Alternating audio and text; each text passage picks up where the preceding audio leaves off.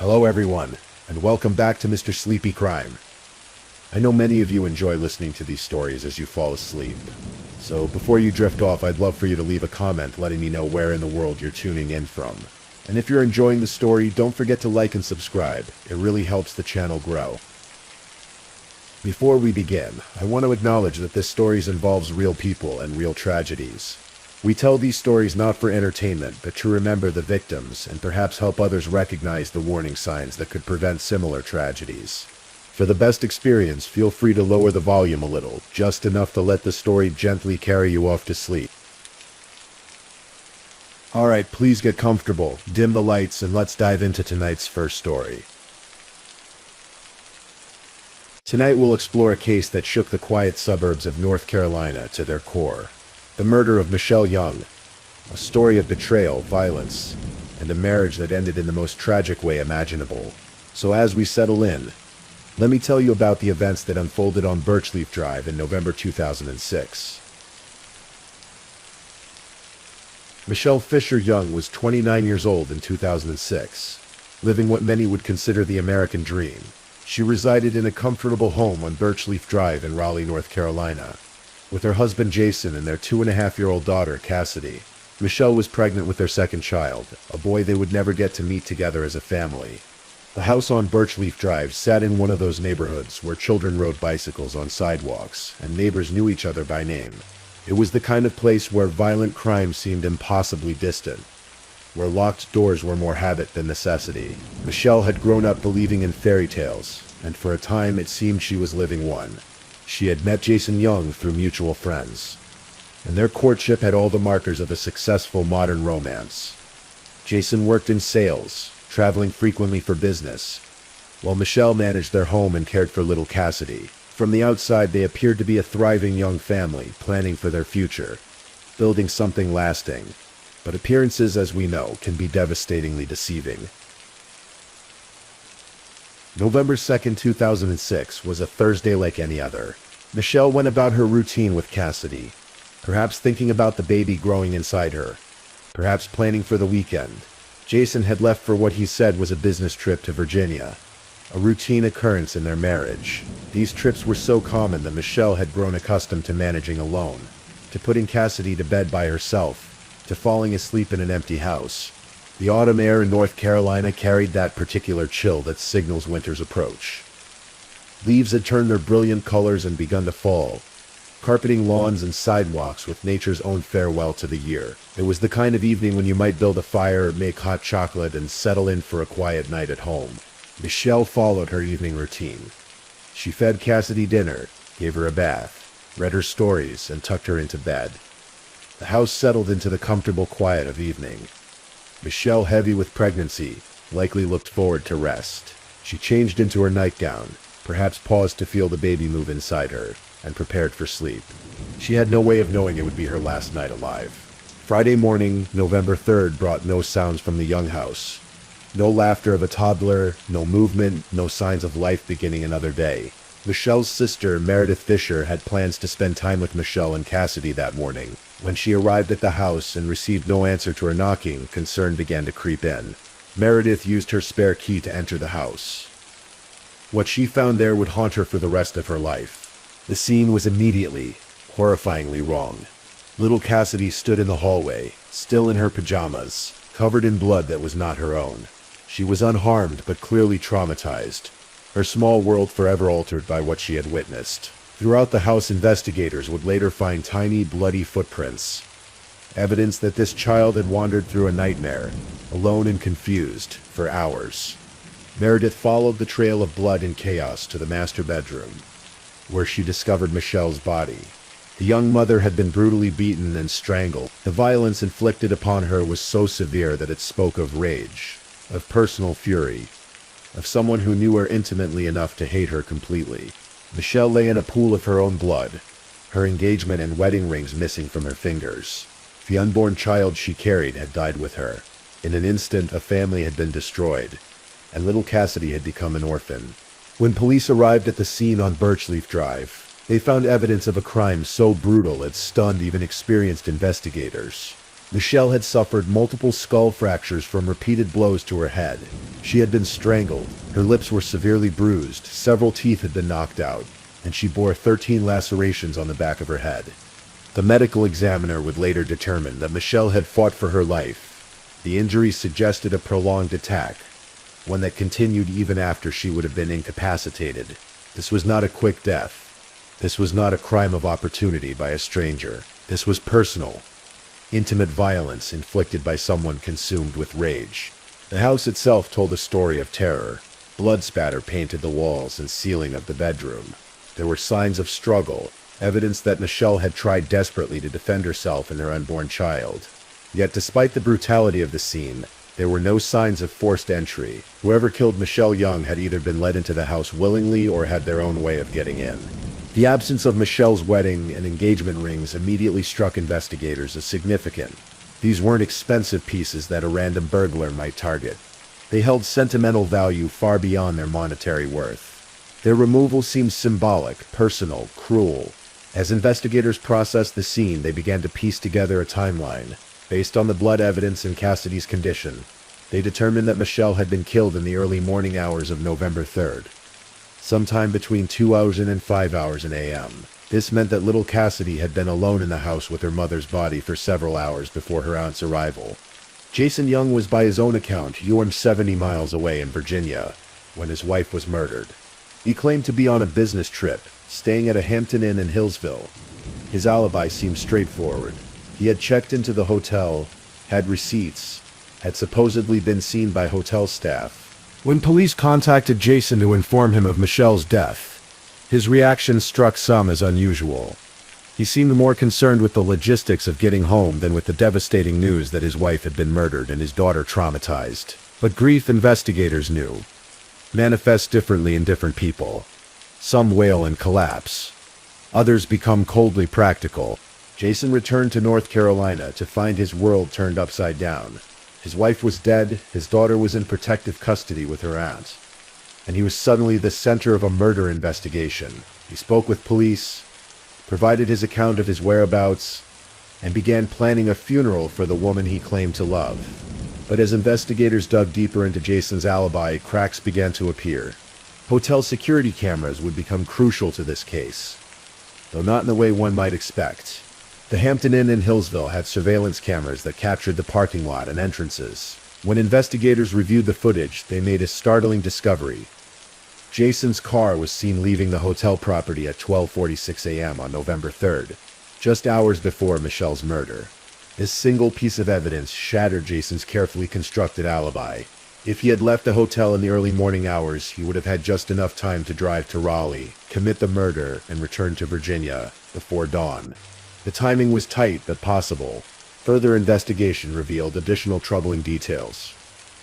A gas station attendant in North Carolina would later testify that she had served Jason at her station at 5 a.m. on November 3rd, a claim that directly contradicted his story of being asleep in his Virginia hotel room. Police began to examine Jason's movements more closely. They discovered that he had paid for his hotel room in cash, unusual for a business trip that would normally be expensed. They found that he had driven to the hotel rather than flying, despite the distance, giving him a vehicle to make the round trip to Raleigh undetected. Most damning of all, the hotel's keycard records showed something deeply suspicious. Jason's keycard had been used to enter his hotel room at 3:25 a.m. on November 3rd. If he had truly been sleeping in that room all night, why would he need his keycard at that hour? The evidence suggested he had returned to the hotel in the early morning hours, slipping back into his room after a nighttime drive to North Carolina. As the investigation continued, a darker picture of the young marriage began to emerge. Friends and family members revealed that Jason and Michelle's relationship had been troubled for some time. There had been arguments, financial stress, and suggestions that Jason was unhappy with married life. Michelle had confided in close friends that she suspected Jason was having an affair. She had found evidence of his infidelity, including inappropriate communications with other women. The pregnancy with their second child, rather than bringing them closer together, seemed to have driven another wedge between them. Jason, according to testimony from friends, had expressed feeling trapped in his marriage. He complained about the financial burden of children, about the restrictions of family life, about feeling like he had married too young and missed out on other opportunities. To some who knew him, it seemed Jason viewed his family not as a blessing, but as a burden. The prosecution would later argue that Jason had grown to see murder as his only way out of a marriage he no longer wanted. Divorce would have meant alimony, child support, and financial obligations. Murder, if he could get away with it, would free him completely while potentially leaving him as the beneficiary of Michelle's life insurance policies. It took 3 years for Jason Young to be arrested and charged with his wife's murder. When the case finally went to trial in 2011, the prosecution laid out a compelling case based on circumstantial evidence. They argued that Jason had carefully planned Michelle's murder, creating an elaborate alibi while positioning himself to kill his wife and return to Virginia undetected. The evidence against Jason was extensive, but largely circumstantial. There were no fingerprints, no DNA evidence directly linking him to the crime scene. Instead, the prosecution relied on the hotel surveillance footage, the timing of events, testimony about the troubled marriage, and the suspicious circumstances surrounding his alibi. The defense, meanwhile, argued that Jason was innocent, the victim of a rush to judgment by police who focused on him to the exclusion of other possible suspects. They pointed to the lack of physical evidence, suggested that other intruders could have committed the crime, and argued that the prosecution's timeline was flawed. One of the most powerful pieces of evidence came from an unexpected source. Little Cassidy herself. Though she was too young to testify in court, daycare workers testified about disturbing statements and behaviors the child had exhibited after her mother's death. Using dolls, Cassidy had repeatedly acted out scenes of Daddy hurting Mommy, mimicking violent actions that mirrored what investigators believed had happened that night.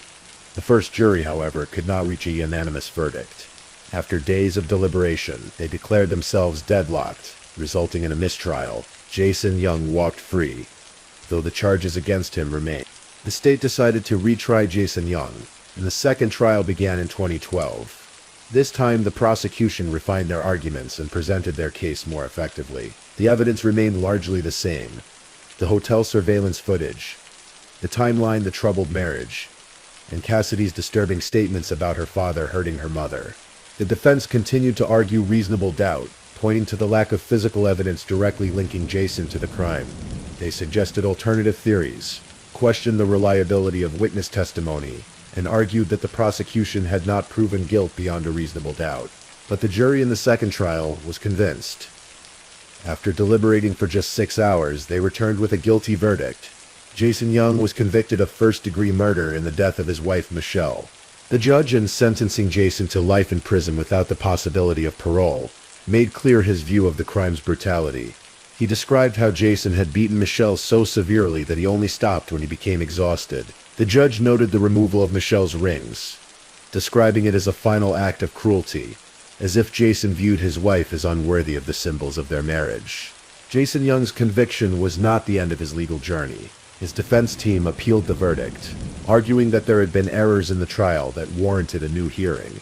In 2014, the North Carolina Court of Appeals agreed, vacating his conviction and ordering a new trial. It seemed that Jason might escape justice after all. However, the state appealed this decision to the North Carolina Supreme Court. In 2015, the Supreme Court reversed the appellate court's decision, reinstating Jason's conviction. The highest court in North Carolina ruled that the original trial had been conducted fairly and that the evidence supported the jury's verdict. Jason Young remains in prison today, serving his sentence of life without parole. He continues to maintain his innocence, but the legal system has spoken. The courts have determined that he murdered his pregnant wife in cold blood, leaving his daughter orphaned and traumatized. The murder of Michelle Young sent shockwaves through the quiet community of Raleigh. It shattered the illusion of safety that many residents of Birchleaf Drive had cherished. It reminded everyone that the greatest dangers sometimes come not from strangers lurking in dark alleys, but from those closest to us, those we trust most completely. For Michelle's family, particularly her sister Meredith, who discovered the horrific scene, the trauma continues to this day. Meredith has worked tirelessly to ensure that Jason remained behind bars and that Michelle's memory was honored. She became an advocate for justice, speaking out about domestic violence and the warning signs that others might miss. Little Cassidy, now grown, has had to live with the knowledge that she witnessed her mother's murder at the hands of her own father. The psychological impact of such trauma on a young child cannot be overstated. Though she has been shielded from public attention as much as possible, her life was forever altered by that November night in 2006. The case has also become a study in how circumstantial evidence can be used to build a criminal case. While there was no smoking gun, no DNA evidence, no confession, the accumulation of suspicious circumstances, contradictory statements, and behavioral evidence was enough to convince two different juries of Jason's guilt. Legal experts have examined the case as an example of how modern surveillance technology, in this case hotel security cameras and keycard records, can provide crucial evidence in criminal investigations. The digital footprints we leave behind have become increasingly important in solving crimes, even when physical evidence is lacking. The murder of Michelle Young forces us to confront uncomfortable truths about domestic violence and the masks that killers can wear. Jason Young was not a stranger lurking in the shadows. He was a husband, a father, someone who had promised to love and protect the woman he ultimately killed. Michelle's death reminds us that domestic violence can escalate suddenly and fatally, often in homes that seem stable from the outside. The warning signs, the troubled marriage, the suspected infidelity, the expressions of feeling trapped were there, but like many victims of domestic violence, Michelle may not have fully recognized the danger she was in. The case also highlights the vulnerability of children in violent homes. Little Cassidy was not just a witness to her mother's murder. She was a victim who will carry these scars for life. The image of her tiny, bloody footprints throughout the house serves as a haunting reminder of how violence against one family member affects them all. Perhaps most tragically, Michelle's murder was entirely preventable. If Jason had chosen divorce over murder, two children would still have their mother, and Michelle would have had the chance to raise her son and watch her daughter grow up. Instead, a moment of rage and calculated violence destroyed multiple lives forever. As we reach the end of Michelle's story, we're left to consider whether justice has truly been served. Jason Young sits in a prison cell, convicted of murdering his wife and unborn child. The legal system has spoken. The appeals have been exhausted, and the case is officially closed. But for those who loved Michelle, justice may feel incomplete. Nothing can bring her back. Nothing can erase the trauma inflicted on little Cassidy. Nothing can restore the family that was destroyed that November night. The best that can be hoped for is that Jason's conviction sends a message that domestic violence will not be tolerated, that those who choose murder over divorce will face the full consequences of their actions. The murder of Michelle Young stands as a stark reminder that the most dangerous place for many women is not a dark alley or a bad neighborhood, but their own homes with their own husbands. It reminds us to pay attention to the warning signs, to take threats of violence seriously, to remember that behind every domestic violence statistic is a real person whose life was cut short by someone who claimed to love them. Michelle Fisher Young was 29 years old when she died. She was a mother, a sister, a daughter, and a friend. She was pregnant with her second child, full of hopes and dreams for her family's future. She deserved to live, to raise her children, to grow old, surrounded by those who loved her. Instead, she became another casualty in the devastating epidemic of domestic violence. Another woman whose life was ended by the very person who had promised to cherish and protect her. Her story serves as both a tragedy and a warning, a reminder that evil can wear a familiar face and that sometimes the greatest danger comes from those we trust most. As you drift off to sleep tonight, remember Michelle Young, not as a victim, but as a person whose life had value, whose death was not in vain if it helps us recognize and prevent similar tragedies. Remember that behind every true crime story is a real human being, whose life was precious and whose loss leaves an unfillable void in the world. The house on Birchleaf Drive has new residents now. Life has moved on, as it always does. But somewhere in the North Carolina night, Michelle's memory lingers. A reminder of a life cut short, a family destroyed, and the price of violence in our homes and communities. Justice may have been served in the courtroom, but the real work of preventing future tragedies continues every day, in every relationship, in every home where someone feels trapped or threatened or afraid. Michelle's story is a call to action, a plea to recognize the signs of escalating violence before it's too late. And with that sobering reminder, we close this chapter of true crime. Tomorrow will bring another story, another tragedy, another reminder of humanity's capacity for both evil and justice. But tonight, as you settle into sleep, let Michelle's memory serve as both a warning and a hope. A warning about the dangers that can lurk in familiar places, and a hope that her story might prevent another family from experiencing the same devastating loss. Please, if this is your first time listening to one of our true crime stories, Welcome to the channel where we explore these cases in a calm and respectful way. I also want to take a moment to appreciate my amazing subscribers who've been rocking with me. Thank you so much for your continued support. If you're still awake and listening, drop a comment. Let me know where you're tuning in from and the current time in your corner of the world, or just say something to let me know you're still here. And if you haven't already, be sure to like this video and subscribe so you don't miss our next true crime stories for sleep. Now, let's move on to our second story.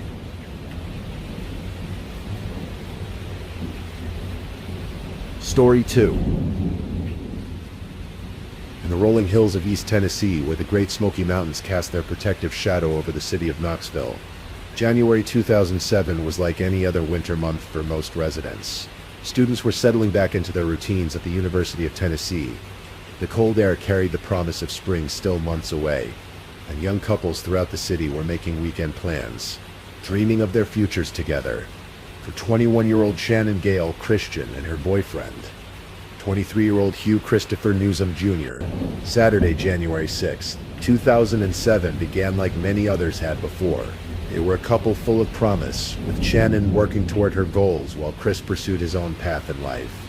Their relationship was one of those young loves that seemed to hold endless possibility, the kind that families hoped would bloom into something lasting and beautiful. Shannon Christian was the embodiment of youthful determination. At 21, she possessed the kind of bright optimism that college students often carry. That belief that the world was full of opportunities waiting to be seized. She had attended Farragut High School in Knoxville, where she had been known for her kindness and her infectious laugh. Those who knew her described a young woman who lit up rooms when she entered them, someone who made others feel welcome and valued in her presence. She came from a loving family who had watched her grow from a spirited child into a responsible young adult. Her parents had instilled in her the values of hard work and compassion, qualities that she carried with her as she navigated the complexities of young adulthood. Shannon was the type of person who remembered birthdays, who checked in on friends when they were struggling, who brought homemade cookies to work just because she thought her colleagues might enjoy them. Christopher Newsom, known to his friends and family as Chris, was 23 years old and possessed the quiet confidence that often comes with being slightly older and having experienced a bit more of life's ups and downs. He had graduated from Halls High School, also in the Knoxville area, where he had been well liked by both classmates and teachers. Chris had the kind of personality that drew people to him naturally. He was reliable, loyal, and had a dry sense of humor that could make even the most stressful situations seem manageable. Chris came from a close-knit family who had raised him to be respectful and hardworking. He was the kind of young man that parents hoped their daughters would bring home. The kind who would stand when adults entered the room and who always offered to help with dishes after dinner. His relationship with Shannon had brought joy to both their families, who had begun to see the young couple as a potential long-term match. Together, Shannon and Chris represented something beautiful about young love. They complemented each other perfectly, with Shannon's vivacious energy balanced by Chris's steady presence. They had been dating for some time, and their relationship had reached that comfortable stage where they knew each other's habits, finished each other's sentences, and could communicate with just a glance across a crowded room. On that fateful Saturday evening of January 6, 2007, Shannon and Chris had plans that many young couples in college towns make every weekend. A friend was celebrating a birthday, and there was to be a party at an apartment complex on Washington Pike in East Knoxville. It was the kind of casual gathering that serves as the backbone of young social life. Nothing fancy, just friends coming together to celebrate another year of life and enjoy each other's company. The couple had taken time to prepare for their evening out. Shannon, always thoughtful about her appearance, had chosen her outfit carefully. She wanted to look nice for their friend's celebration, but also comfortable enough to enjoy the evening. Chris, in his typical fashion, had probably spent less time getting ready, but still wanted to look presentable for the occasion. They had decided to take Shannon's Toyota 4Runner for the evening. It was a practical choice for the winter weather that January could bring to Tennessee, and the SUV provided a sense of security and reliability that many young people appreciate when venturing out for an evening of socializing. Neither of them could have imagined that this decision would play a role in the tragedy that was about to unfold. Before heading to the birthday party, the couple had made another stop that evening. They visited a friend at an apartment complex, spending some time catching up and enjoying the relaxed conversation that comes with close friendships. It was the kind of ordinary social interaction that fills the lives of young adults.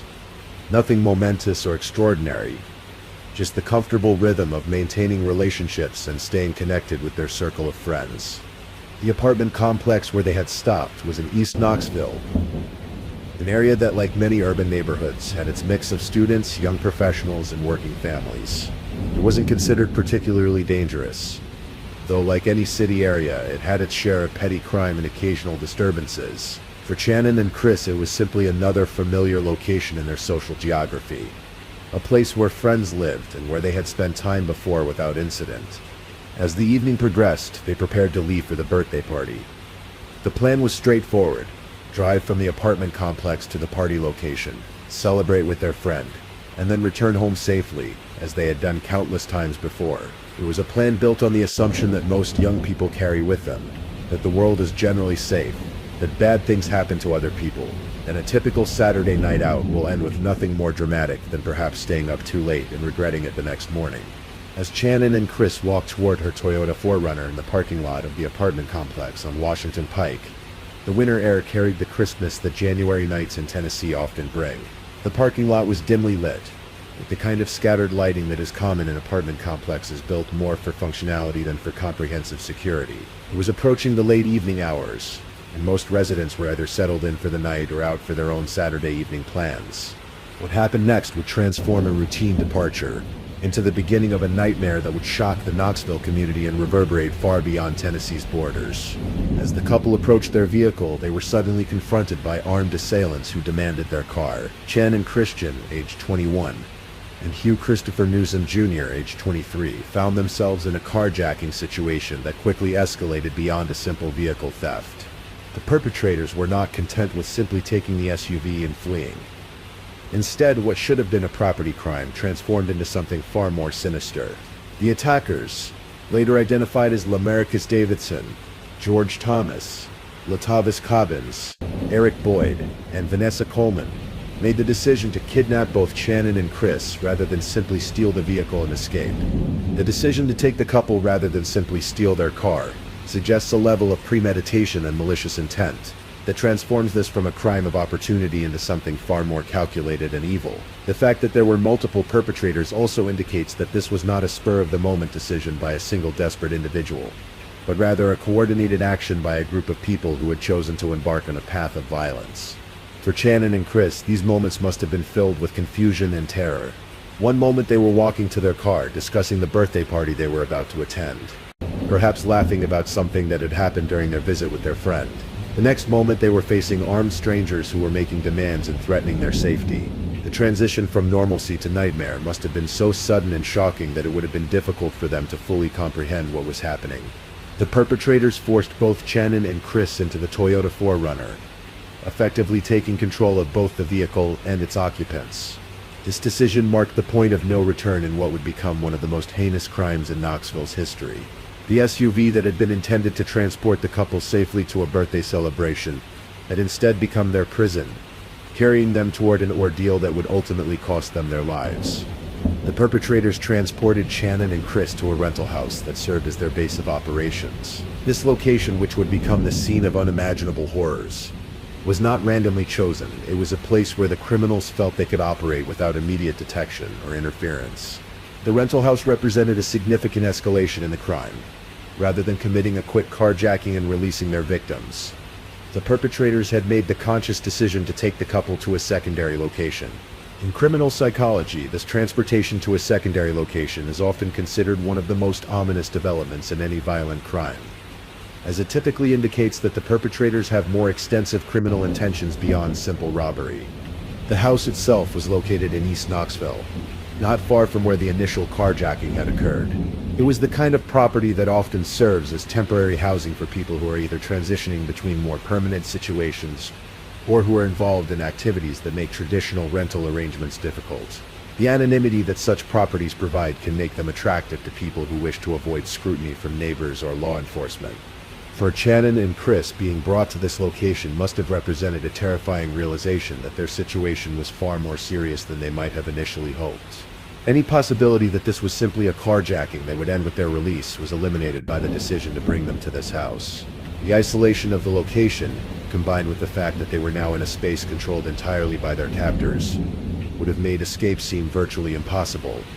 The rental house would become the scene of a prolonged ordeal that would last for hours. During this time, both Shannon and Chris would suffer unimaginable torture, sexual assault, and ultimately murder. The details of what occurred within those walls are so disturbing that even seasoned investigators and prosecutors struggled to process the level of cruelty and depravity that was inflicted upon these two innocent young people. The ordeal that Christopher Newsom endured at the rental house represents some of the most disturbing aspects of this already horrific crime.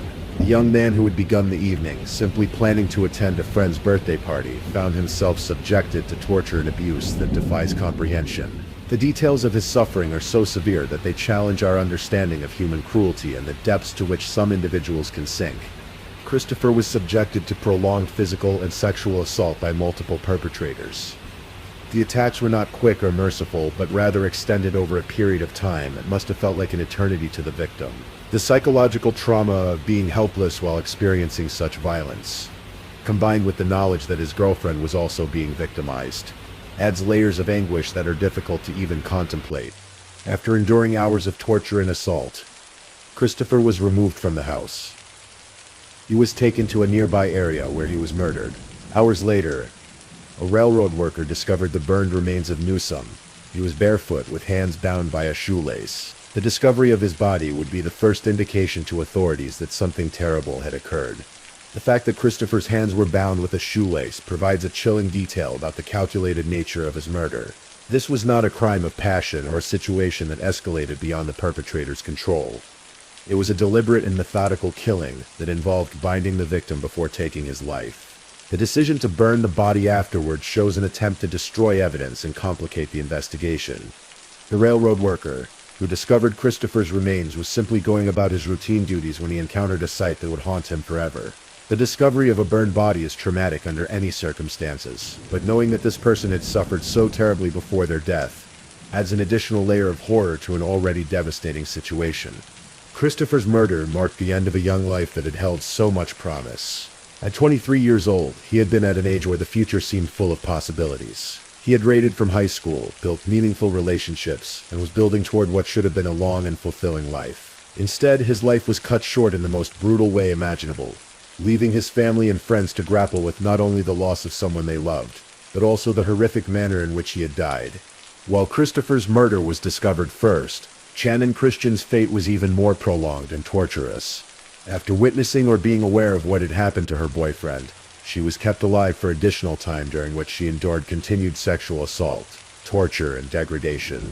The knowledge that Chris was gone, combined with her own ongoing victimization, must have created a level of psychological torment that is beyond human comprehension. Shannon was subjected to repeated sexual assaults by multiple perpetrators over an extended period. The young woman who had been full of life and optimism just hours before was now trapped in a nightmare from which there seemed to be no escape. The prolonged nature of her ordeal meant that she suffered not only physical pain but also the psychological agony of knowing that her situation was hopeless and that the people she loved would never see her alive again. The details of Shannon's suffering are so disturbing that even during the subsequent trials, prosecutors had to carefully consider how much detail to present to the jury. The evidence of what she endured was so graphic and upsetting that it challenged the emotional capacity of everyone involved in the legal proceedings, from investigators to attorneys to jurors. After enduring this prolonged torture, Shannon was murdered by her captors. On January 9, 2007, authorities found her body near Davidson's rental property, 2 blocks away from where they located her vehicle. The discovery of her body 3 days after the carjacking marked the end of a search that had consumed law enforcement resources and captured the attention of the local community. The location where Shannon's body was found, near the rental property where she had been held captive, suggests that even in death, she was not afforded dignity or respect by her killers. The callous disposal of her body shows a complete disregard for her humanity and for the pain that her death would cause to her family and friends. Shannon's death represented not just the end of her young life, but also the destruction of all the dreams and plans she had been building. At 21, she had been at a stage in life where she was discovering who she was becoming as an adult, exploring her capabilities, and forming relationships that she hoped would last a lifetime. All of that potential was extinguished by individuals who chose to commit acts of incomprehensible evil. The discovery of Christopher's burned remains by the railroad worker initiated one of the most intensive investigations in Knoxville's history. When law enforcement officers arrived at the scene where Christopher's body had been found, they immediately recognized that they were dealing with something far more serious than a typical homicide. The evidence of torture, the binding of the victim's hands, and the attempt to destroy evidence through burning all pointed to a level of criminal sophistication and depravity that demanded the full attention of multiple investigative agencies. The initial challenge for investigators was establishing the identity of the victim. The burning of the body had destroyed many of the features that would normally allow for quick identification, requiring forensic specialists to work carefully to determine who this person was and how they had died. Once Christopher's identity was established, investigators began the process of trying to understand what had happened to him and whether there were other victims. The investigation quickly expanded when it became clear that Christopher had not been alone on the evening he was killed. His girlfriend, Shannon Christian, was reported missing by her family when she failed to return home or respond to attempts to contact her. The realization that a young couple had been victimized together added urgency to the investigation and suggested that the crimes might be even more extensive than initially thought. Investigators began retracing the couple's movements on the evening of January 6th, speaking with friends and family members to establish a timeline of their activities. The last known sighting of the couple was at the apartment complex on Washington Pike, where they had been visiting a friend before planning to attend a birthday party. This location became the focus of intensive investigation as authorities tried to determine exactly what had happened in the parking lot that night. The discovery of Shannon's Toyota 4Runner became a crucial piece of evidence in the investigation. The vehicle was found 2 blocks away from where her body would eventually be discovered, near Davidson's rental property. The location of the SUV provided investigators with a geographic area to focus their efforts and suggested that the perpetrators had some connection to that neighborhood. Forensic specialists began processing both the vehicle and the crime scenes, looking for DNA evidence, fingerprints, and any other physical evidence that might lead them to the perpetrators. The rental house where the crimes had occurred became a major focus of the investigation, with specialists spending days carefully documenting and collecting evidence from every room. 2 days after the discovery of Christopher's body, authorities found 2 suspects, Davidson's brother Latalvis Cobbins and his friend George Thomas. This initial breakthrough in the case came through a combination of traditional investigative work and the analysis of physical evidence found at the crime scenes. The identification of Lamarcus Davidson as a central figure in the crimes was crucial to the investigation's progress. Davidson, whose rental property had been used as the location where the torture and murders occurred, quickly became the primary suspect in the case. His criminal history and known associates provided investigators with a roadmap for identifying the other individuals who had participated in these heinous crimes. In total, 5 people were eventually identified as participants in the kidnapping, torture, and murders. Lamarcus Davidson, George Thomas, Latalvis Cobbins, Eric Boyd, and Vanessa Coleman. The fact that so many people were involved in these crimes made the case particularly complex from an investigative standpoint, as authorities had to determine each person's specific role and level of culpability. Lamarcus Davidson emerged as the apparent leader of the group and was determined to be the primary orchestrator of the crimes. His rental house had served as the location where the torture and murders occurred, and evidence suggested that he had been the driving force behind the decision to kidnap the couple rather than simply steal their vehicle. George Thomas and Latalvis Cobbins were identified as active participants in both the carjacking and the subsequent torture and murders. Their involvement was established through both physical evidence and witness testimony, painting a picture of individuals who had willingly participated in acts of extreme violence and depravity. Eric Boyd's role in the crimes was somewhat different from the others, but no less significant. Evidence suggested that he had been involved in the initial carjacking and had played a role in facilitating the subsequent crimes. His participation demonstrated how quickly a group of individuals could organize to commit acts of extraordinary evil. Vanessa Coleman was the only female among the perpetrators, and her role in the crimes added another layer of complexity to the case. Evidence established that she had been present during the torture and murders and had participated in the abuse of both victims. Her involvement challenged some people's preconceptions about women's participation in violent crimes and demonstrated that the capacity for cruelty is not limited by gender. The arrest and charging of the 5 perpetrators marked the beginning of a legal process that would span more than a decade and involve multiple trials, appeals, and sentencing hearings. The trials that followed thrust the victims' families into the national spotlight again and again. In all, 5 people were brought to justice in the couple's murders. The complexity of the case, with multiple defendants and numerous charges ranging from carjacking to kidnapping to rape to murder, meant that the legal proceedings would be extensive. and emotionally draining for everyone involved. The families of Chan and Christian and Christopher Newsom would have to endure years of hearings, trials, and appeals, repeatedly reliving the details of their loved ones' final hours. Little Vis Cobbins was among the first to face trial. On August 25, 2009, Little Vis Cobbins was found guilty of the murders of Chan and Christian and Christopher Newsom. Cobbins faced the possibility of the death penalty because he was convicted of first-degree felony murder in the case of Christian. The trial proceedings were particularly difficult because of the graphic nature of the evidence that had to be presented. Jurors were forced to hear detailed testimony about the torture and sexual assaults that both victims had endured, creating an emotional burden that extended far beyond the immediate families of the victims. The evidence was so disturbing that it challenged the psychological resilience of everyone involved in the legal process. George Thomas was convicted on all counts, including more than a dozen counts of felony murder and 2 counts of premeditated murder. He was sentenced to life in prison. The multiple counts reflected the various ways in which the law classified the different aspects of his criminal behavior, ensuring that he would face appropriate punishment for each element of his participation in these crimes.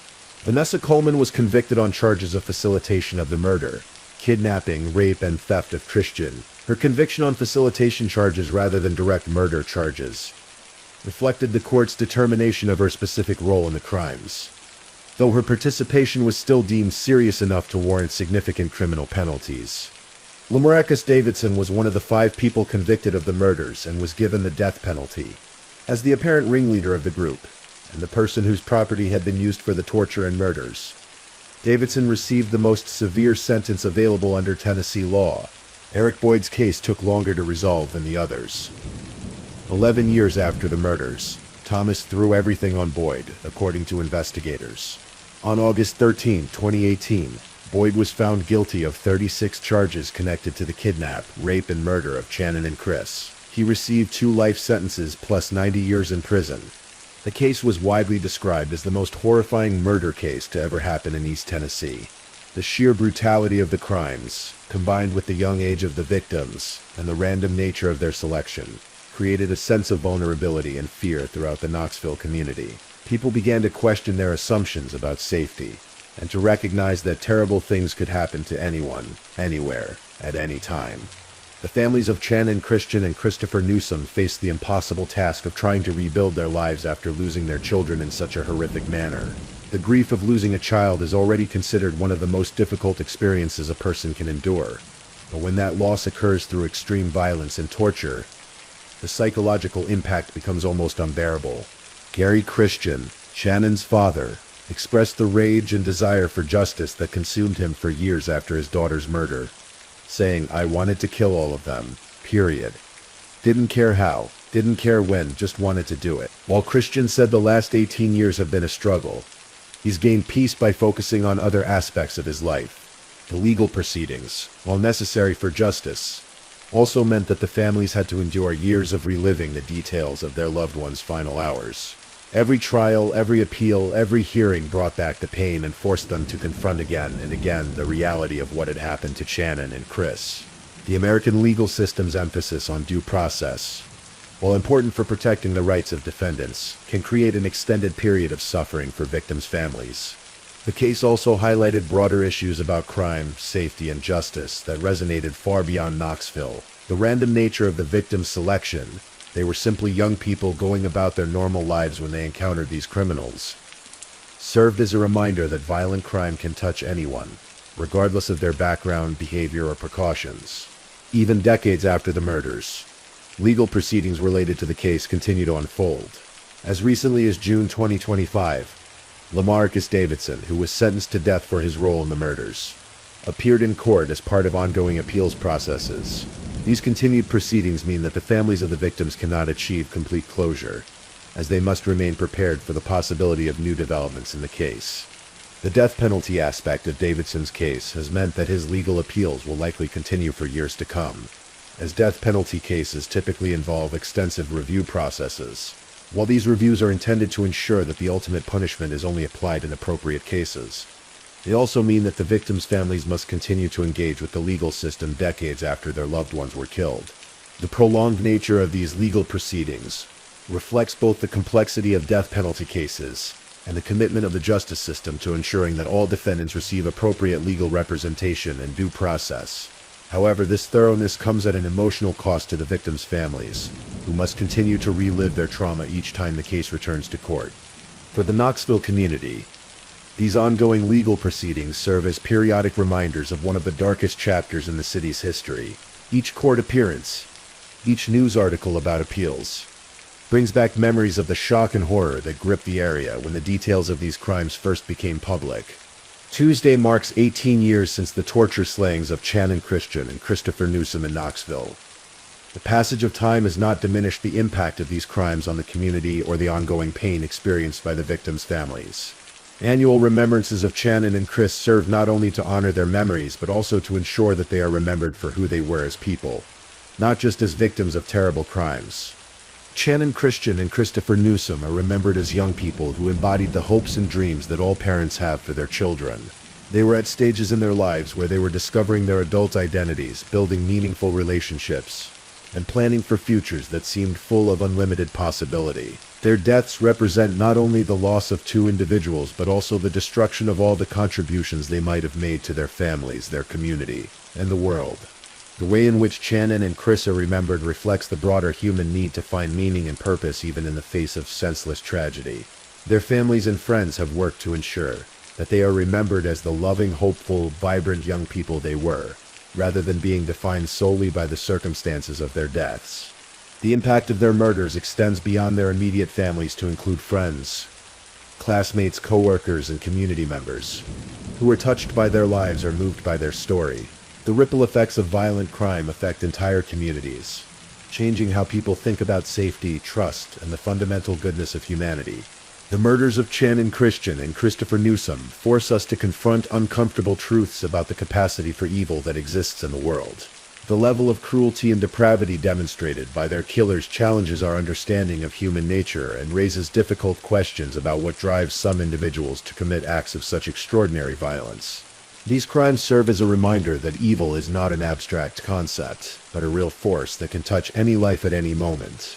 The randomness of how Channon and Chris were selected as victims, they were simply in the wrong place at the wrong time, underscores the reality that terrible things can happen to good people who have done nothing to deserve such treatment.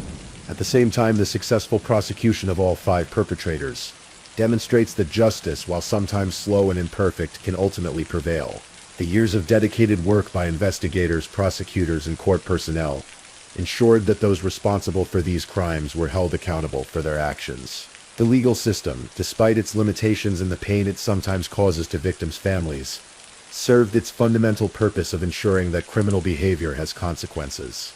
The sentences imposed on the perpetrators, including death sentences and multiple life sentences, reflect society's recognition that some acts are so heinous that they warrant the most severe punishments available.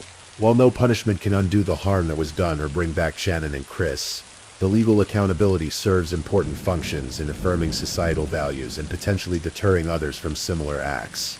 Nearly 2 decades after these murders occurred, they continue to raise questions that have no easy answers.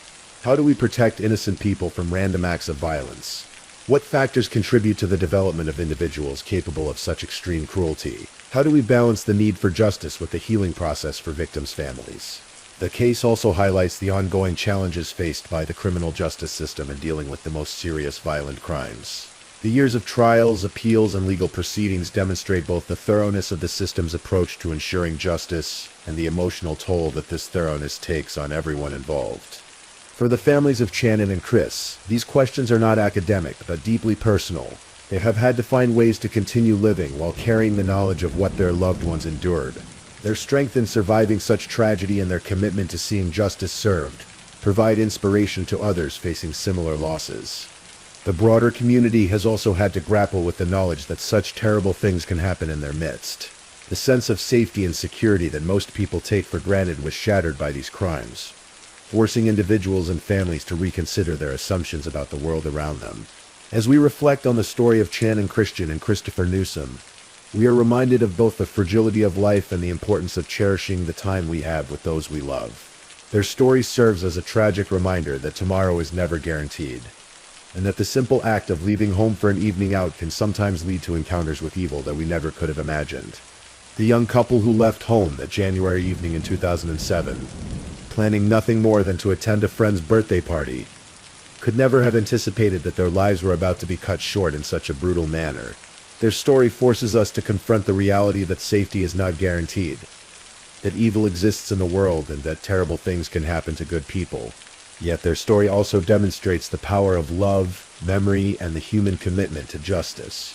The dedication of law enforcement officers who work tirelessly to solve these crimes, the persistence of prosecutors who ensured that justice was served, and the strength of family members who endured years of legal proceedings, all testify to the fundamental human belief that life has meaning and that wrongs must be made right. Shannon Christian and Christopher Newsom were more than victims of a terrible crime. They were young people with dreams, hopes, and the capacity to love and be loved.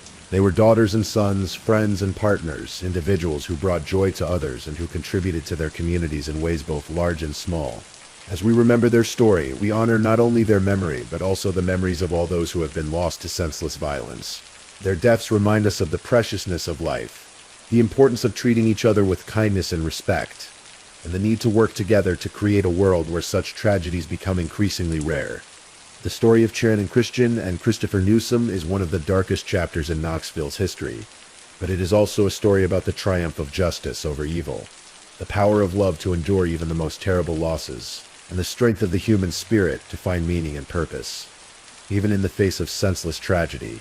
In the end, while we cannot undo what happened to these two young people, we can ensure that their memories live on, that their story serves as a reminder of the importance of protecting the innocent, and that their deaths were not in vain if they inspire us to work toward a world where such cruelty becomes unthinkable. Please, if you're enjoying these stories, don't forget to leave a comment. Let me know where you're listening from and what time it is in your corner of the world. And if you haven't already, be sure to like this video and subscribe so you don't miss the next true crime story for sleep. Now let's move on to our third story.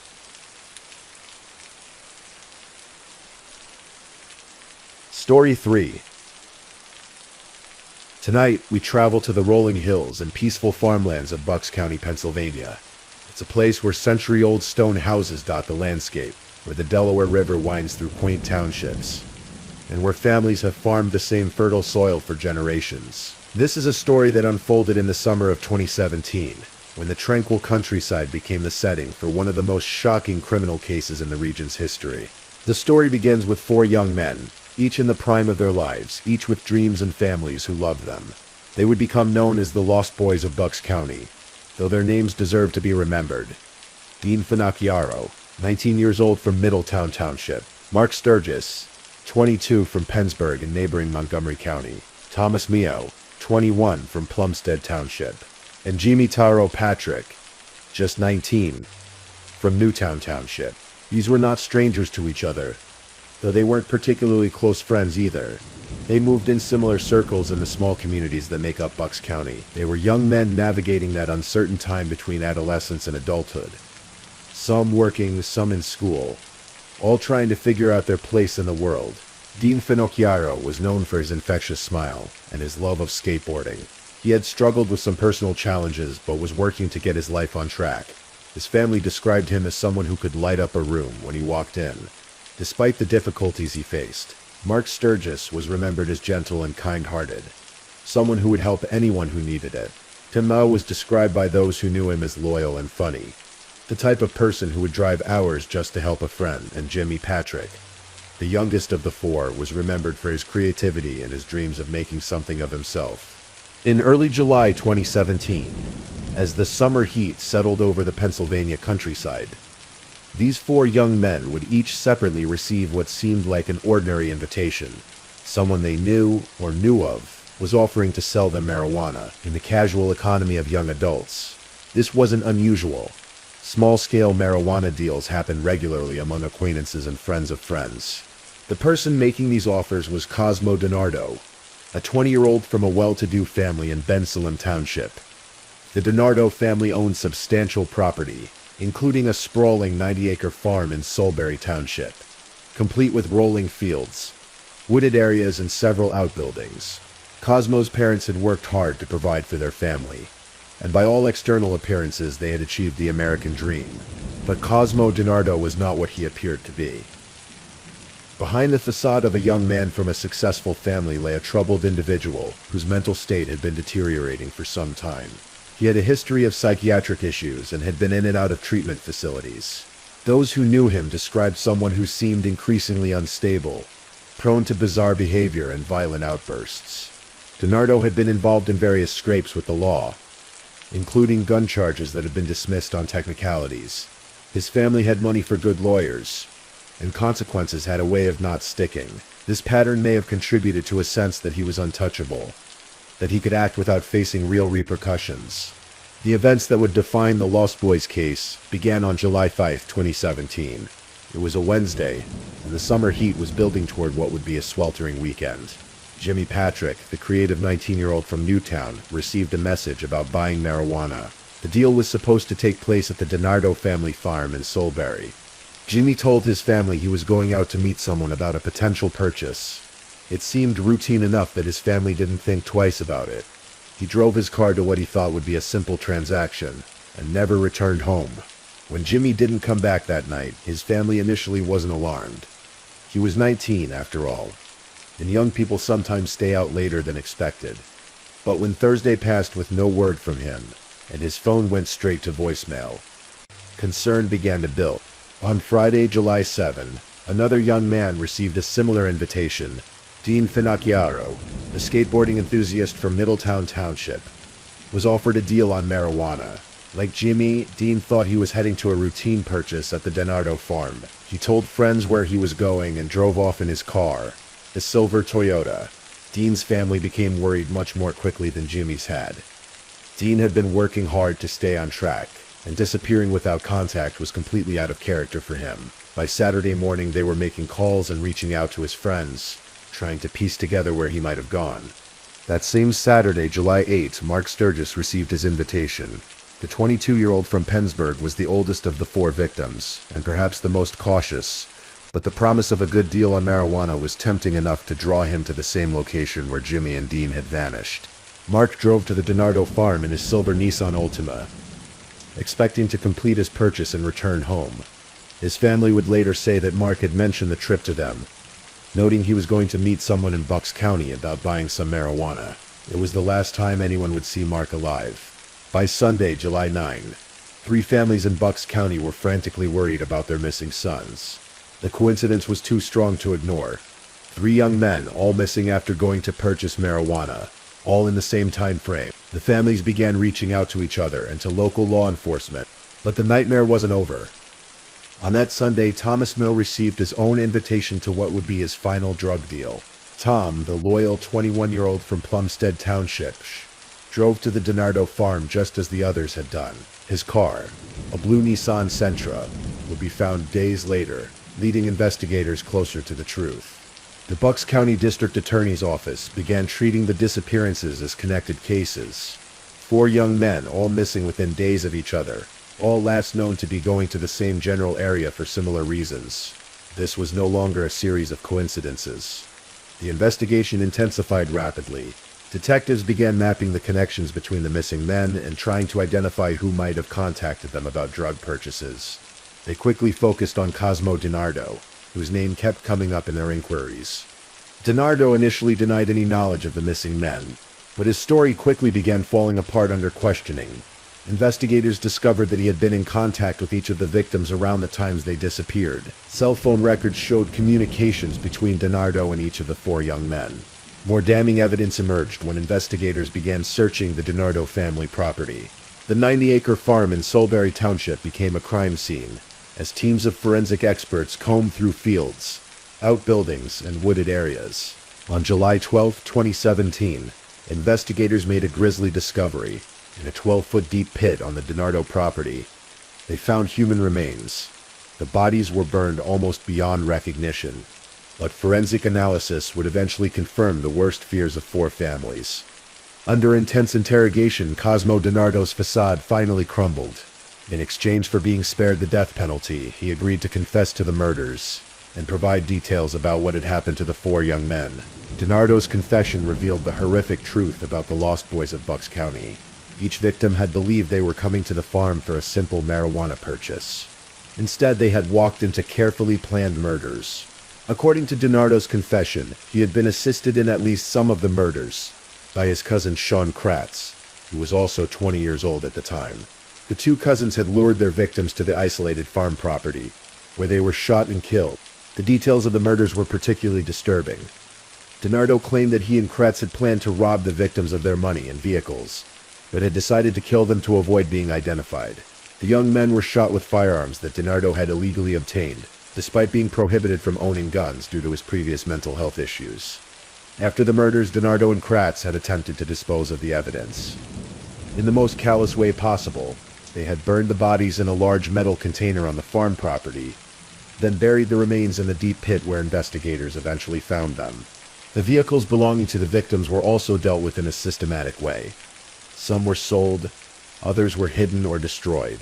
DiNardo and Kratz had treated the entire operation like a business, planning each step to maximize their profit and minimize their chances of being caught. What made the case even more disturbing was the apparent randomness of the victim selection. Dean, Mark, Tom, and Jimmy weren't chosen because of any personal animosity or specific conflict with DiNardo. They were simply young men who responded to offers for marijuana purchases. Their deaths seemed to serve no purpose beyond DiNardo's desire for money, and perhaps some twisted form of excitement or control. The psychiatric evaluation of Cosmo DiNardo revealed a young man whose mental illness had progressed into dangerous territory. He had been diagnosed with various conditions over the years, including schizophrenia, and had been in and out of treatment facilities. However, mental illness alone didn't explain the calculated nature of his crimes. Some experts who examined the case suggested that DiNardo exhibited traits consistent with antisocial personality disorder, in addition to his other psychiatric diagnoses. The combination of mental illness and antisocial traits may have created a perfect storm that led to the murders.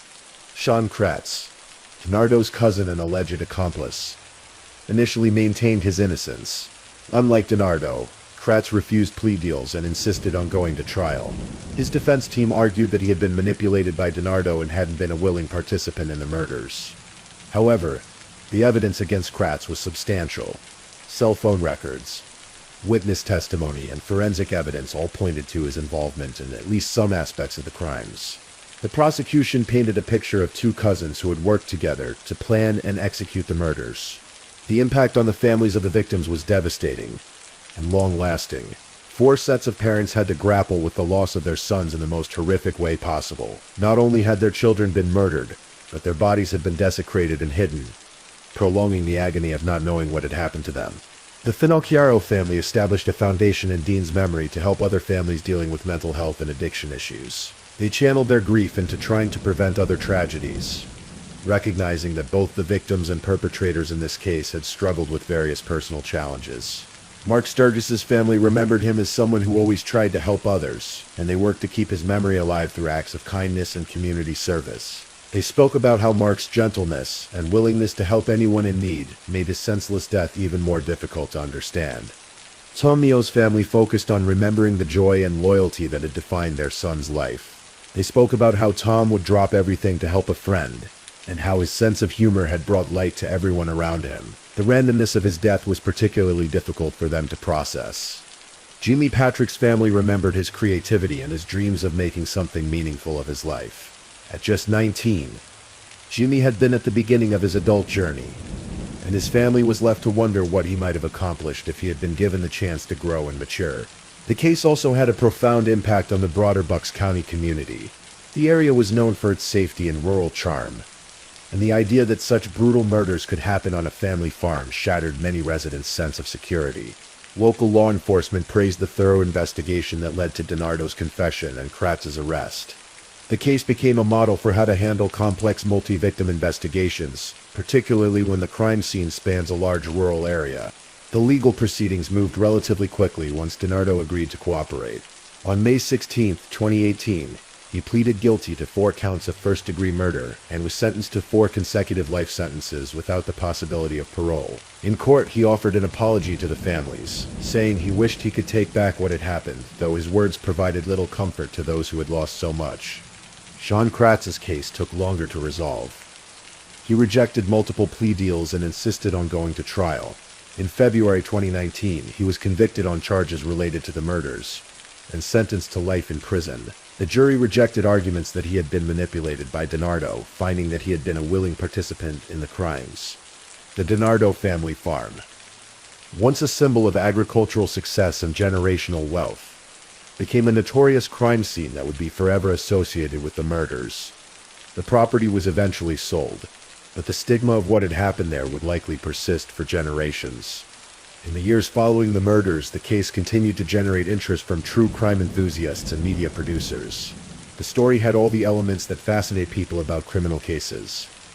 Wealthy perpetrators, innocent victims, a rural setting that seemed safe, and crimes that defied easy explanation. Several documentaries and television specials were produced about the Lost Boys of Bucks County, each trying to make sense of what had driven Cosmo DiNardo to commit such brutal acts. The case was featured on Investigation Discovery and other true crime networks, reaching national audiences who were shocked by the senselessness of the murders. Mental health advocates used the case to highlight the importance of early intervention and proper treatment for young people showing signs of psychiatric distress. They pointed to DiNardo's history of mental health issues and legal troubles as red flags that might have been addressed more effectively before they escalated to violence. The case also sparked discussions about gun control and the ability of people with mental health issues to obtain firearms. DiNardo had been legally prohibited from owning guns due to a psychiatric history, but he had still managed to acquire the weapons used in the murders through illegal channels. Some experts argued that the case demonstrated the need for better enforcement of existing gun laws, while others suggested that more comprehensive background check systems might have prevented DiNardo from accessing firearms. However, these policy debates offered little comfort to the families who had lost their sons. The Lost Boys case also highlighted the risks associated with small-scale drug transactions among young people. While marijuana laws were changing in many states, including Pennsylvania's eventual adoption of medical marijuana, the illegal market continued to put young people at risk of encountering dangerous individuals like DiNardo. Parents and community leaders used the case as a cautionary tale about the risks of meeting strangers for any kind of transaction, particularly drug purchases. The seemingly routine nature of what the victims thought they were doing made their deaths even more tragic and frightening for other families. As time passed, the families of the victims worked to ensure that their sons would be remembered for their lives rather than their deaths. They shared stories about Dean's skateboarding skills and his ability to make people laugh even during difficult times. They talked about Mark's kindness and his willingness to help anyone who needed it, regardless of whether he knew them well. They remembered Tom's loyalty to his friends and his infectious sense of humor that could brighten even the darkest days. And they celebrated Jimmy's creativity and his dreams of making a positive impact on the world around him. The memorial services for the 4 young men drew hundreds of people from throughout Bucks County and beyond. The outpouring of support demonstrated how deeply the losses had affected not just their immediate families, but their extended communities. Local schools implemented new programs to educate students about personal safety and the risks of meeting strangers for any reason. Guidance counselors received additional training on how to identify and help students who might be struggling with mental health issues or substance abuse problems. The case also led to improvements in how law enforcement agencies in the region coordinate when dealing with multiple missing persons cases. The rapid identification of connections between the 4 disappearances was credited with helping investigators solve the case relatively quickly. But officials recognized that their protocols could be enhanced for future situations. Forensic techniques used in the investigation became case studies for law enforcement training programs. The careful excavation and analysis of the burial site provided valuable experience for investigators who might face similar challenges in other cases. The psychological profile developed for Cosmo DiNardo also became a reference point for experts studying the intersection of mental illness and violent crime. While mental illness rarely leads to violence, DiNardo's case provided insights into the specific combination of factors that might increase the risk of dangerous behavior. As the 5th anniversary of the murders approached in 2022, local media revisited the case and its lasting impact on the community. Families of the victims participated in some interviews, sharing how they had worked to rebuild their lives while keeping their sons' memories alive. The Bucks County District Attorney's Office noted that the case had become a reference point for how to handle complex investigations involving multiple victims and extensive crime scenes. The cooperation between local law enforcement, state police, and federal agencies was praised as a model for future cases. Mental health professionals continue to study DiNardo's case as an example of how psychiatric conditions can sometimes progress to dangerous levels if not properly treated. They emphasize the importance of family involvement in treatment and the need for better systems to prevent people with serious mental illness from accessing firearms. The story of the Lost Boys of Bucks County serves as a reminder of how quickly ordinary lives can intersect with extraordinary evil. Dean, Mark, Tom, and Jimmy were simply young men trying to navigate their way through life, making the kinds of decisions that millions of their peers make every day. They had no way of knowing that their routine decision to purchase marijuana would lead them to encounter someone whose mental illness and criminal intentions would end their lives. Their stories remind us of the fragility of life and the importance of cherishing the time we have with the people we love. The case also demonstrates the dedication of law enforcement professionals who work tirelessly to solve complex crimes and bring justice to families who have suffered unimaginable losses. The investigators who worked on the Lost Boys case spent countless hours searching for evidence, interviewing witnesses, and building the cases that eventually led to convictions. In the quiet hills of Bucks County, where stone houses still dot the landscape and families continue to farm the fertile soil, the memory of the Lost Boys lives on. Their deaths were a tragedy that shocked the community, but their lives continue to be celebrated by those who knew and loved them. As we reach the end of this story, we remember 4 young men whose lives were cut short by senseless violence. Dean Finocchiaro, with his infectious smile and skateboarding passion. Mark Sturgis, gentle and kind-hearted, always ready to help others. Thomas Mio, loyal and funny, someone who would drive hours to help a friend. And Jimmy Taro, Patrick, creative and dreamful, taken before he could fulfill his potential. Their families continue to honor their memories through foundations, community service, and acts of kindness. They've channeled their grief into efforts to help others and prevent similar tragedies. In doing so, they've ensured that while the Lost Boys of Bucks County were taken too soon, their impact on the world continues. The peaceful farmlands of Bucks County have seen many stories over the centuries. Stories of families building lives, of seasons changing, of communities growing and evolving. The story of the Lost Boys is one of the darker chapters in that long history, but it's also a testament to the resilience of families and communities in the face of unthinkable tragedy. Tonight, as you drift off to sleep, perhaps take a moment to think about the people you love and the ordinary moments that make up our lives. The Lost Boys of Bucks County remind us that those ordinary moments are precious, and that the people we share them with are irreplaceable. Please, I'm just putting it out there. If you're still awake and listening, drop a comment. Let me know where you're tuning in from, the time in your part of the world, or just say something to let me know you're still with me. And of course, if you haven't already, like this video and subscribe so you don't miss the next true crime story for sleep. Now, let's move on to our 4th story. Story 4. The warm Florida night of January 22nd, 1980, held no warning of the tragedy that would unfold in the quiet mobile home park of Miramar. In a small, modest home, a 32-year-old woman named Evelyn Marie Fisher Bamforth was preparing for bed, unaware that this would be her final evening. What happened in the early hours of that winter morning would remain a mystery for over 4 decades. A cold case that would span generations of investigators, surviving family members, and ultimately lead to one of the oldest solved murders in Miramar's history. Evelyn's story began far from the palm trees and humid air of South Florida.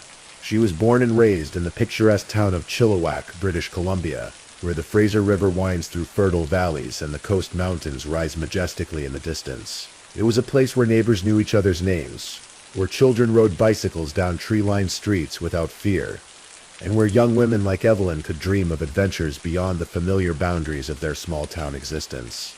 In Chilliwack, Evelyn had built a life that spoke to her caring nature and desire to help others. She had chosen nursing as her profession, a calling that required not just medical knowledge, but genuine compassion for those in their most vulnerable moments. Her colleagues would later remember her as someone who possessed that rare combination of clinical skill and emotional warmth that made her patients feel truly cared for. She had the kind of gentle hands and reassuring voice that could calm a frightened child or comfort an elderly patient facing their final days. But life has a way of leading us down unexpected paths, and for Evelyn that path led south to Florida. Perhaps it was the promise of year-round warmth, the opportunity for a fresh start, or simply the call of adventure that drew her away from the familiar mountains and forests of her Canadian home. Whatever the reason, by 1980 she had established herself in Miramar, a growing suburban community in Broward County, where she worked as a nurse and was known by her married name, Fisher Bamforth. The mobile home where Evelyn lived represented the kind of modest, practical dwelling that suited a young professional building her career. It wasn't grand or luxurious, but it was hers. A place where she could come home after long shifts at the hospital, where she could unwind and find peace after days spent caring for others. The mobile home park itself was the kind of community where residents looked out for one another, where the sound of children playing mixed with the gentle hum of air conditioning units and the occasional bark of a dog. On that fateful January evening, Evelyn had likely followed her usual routine. Perhaps she had worked a shift at the hospital, tending to patients who depended on her expertise and kindness. Maybe she had stopped at the grocery store on her way home, picking up essentials for the week ahead. She might have called friends or family, maintaining those important connections that kept her tethered to the people who mattered most in her life. These small, everyday details, the ordinary moments that make up a life, would soon take on a poignant significance in light of what was to come. As night settled over the mobile home park, Evelyn prepared for sleep. Trusting in the basic security that most of us take for granted, she locked her doors, perhaps drew her curtains, and settled into bed, expecting nothing more than a peaceful night's rest before another day of work and life. But somewhere in the darkness outside, a predator was moving with malicious intent, about to shatter not just her sense of safety, but her very existence. The details of what happened next are the kind that haunt investigators for decades. Sometime in the early hours of January 22nd, 1980, an intruder forced his way into Evelyn's home. The evidence would later reveal that this was not a random burglary gone wrong, but a calculated and brutal attack. The intruder had come with violence in mind, and Evelyn, awakened from sleep, found herself trapped in a nightmare from which there would be no escape. The assault that followed was both sexual and physical, carried out with a cruelty that speaks to the darkest corners of human nature. Evelyn, a woman who had dedicated her professional life to healing and helping others, became the victim of someone who seemed to embody the complete opposite of everything she represented. In those terrible moments, as she fought for her life in the home that should have been her sanctuary, Evelyn faced evil in its most raw and unforgiving form. When the violence finally ended, Evelyn Marie Fisher Bamforth was dead, her life cut short at just 32 years old. The crime scene that investigators would soon discover told the story of a woman who had fought bravely against her attacker, but who had ultimately been overpowered by someone determined to destroy her. The physical evidence painted a picture of extreme violence, of a murder that was as senseless as it was brutal. The discovery of Evelyn's body sent shockwaves through the mobile home park. In the broader Miramar community, news of the murder spread quickly through the tight-knit neighborhood, leaving residents to grapple with the terrifying realization that such violence could strike so close to home. Suddenly, the simple act of sleeping peacefully in one's own bed seemed less certain, less secure. The murder had torn a hole in the fabric of the community's sense of safety, one that would take years to heal. For the Miramar Police Department, Evelyn's murder represented both a tragedy and a challenge. In 1980, forensic science was far less advanced than it would later become. DNA analysis was still in its experimental stages, not yet the powerful investigative tool it would eventually prove to be. Detectives had to rely on traditional methods, witness interviews, fingerprint analysis, and old-fashioned police work to try to identify Evelyn's killer. The initial investigation was thorough, but ultimately frustrating. Detectives canvassed the mobile home park, interviewing neighbors who might have seen or heard anything unusual that night. They processed the crime scene meticulously, collecting every piece of physical evidence that might one day prove useful. They followed leads, questioned potential suspects, and worked tirelessly to find the person responsible for Evelyn's death. But as weeks turned to months and months turned to years, the case grew cold. Despite the best efforts of dedicated investigators, Evelyn's killer remained free, his identity a mystery that seemed increasingly unlikely to be solved. The case file grew thick with reports and evidence, but the crucial breakthrough, the one piece of information that would point definitively to the perpetrator, remained elusive. For Evelyn's family back in Chilliwack, her death was a wound that would never fully heal. Her obituary, published in the Chilliwack Progress on February 6, 1980, spoke of a beloved daughter, sister, and friend whose life had been cut tragically short. The words on the page could hardly capture the magnitude of their loss. The future conversations that would never happen. The family gatherings where her chair would remain empty. The grandchildren she would never have the chance to hold.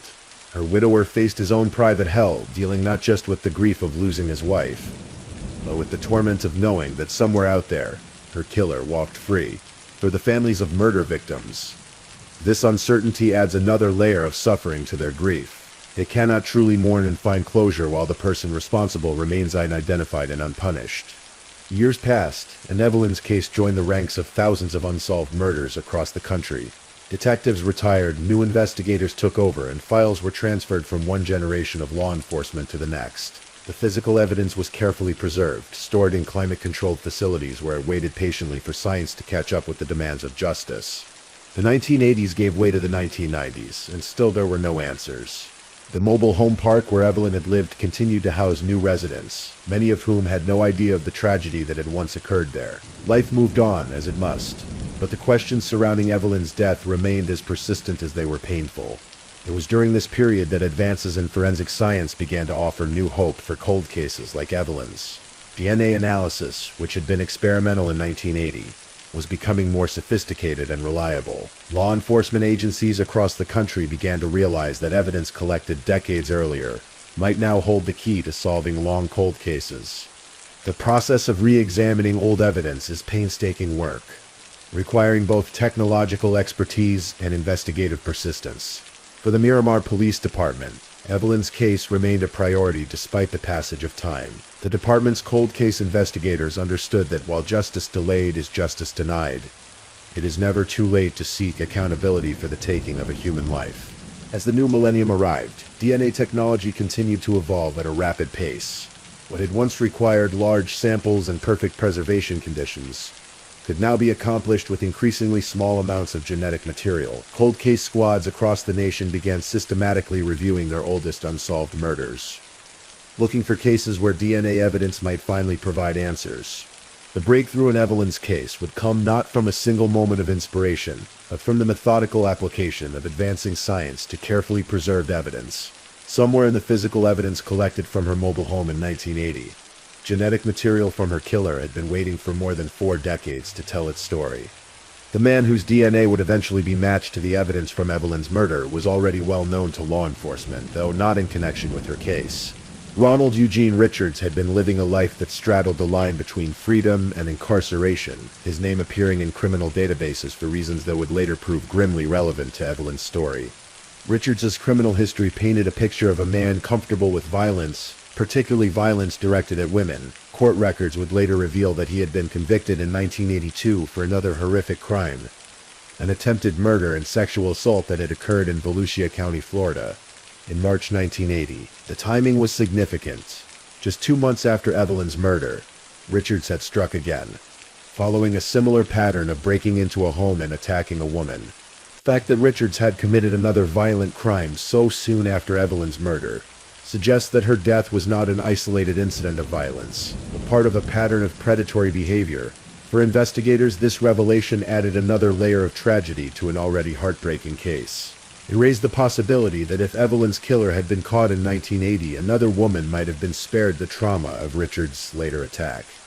Richards had been sentenced to 50 years in prison for the Volusia County crime, a sentence that had kept him behind bars for decades.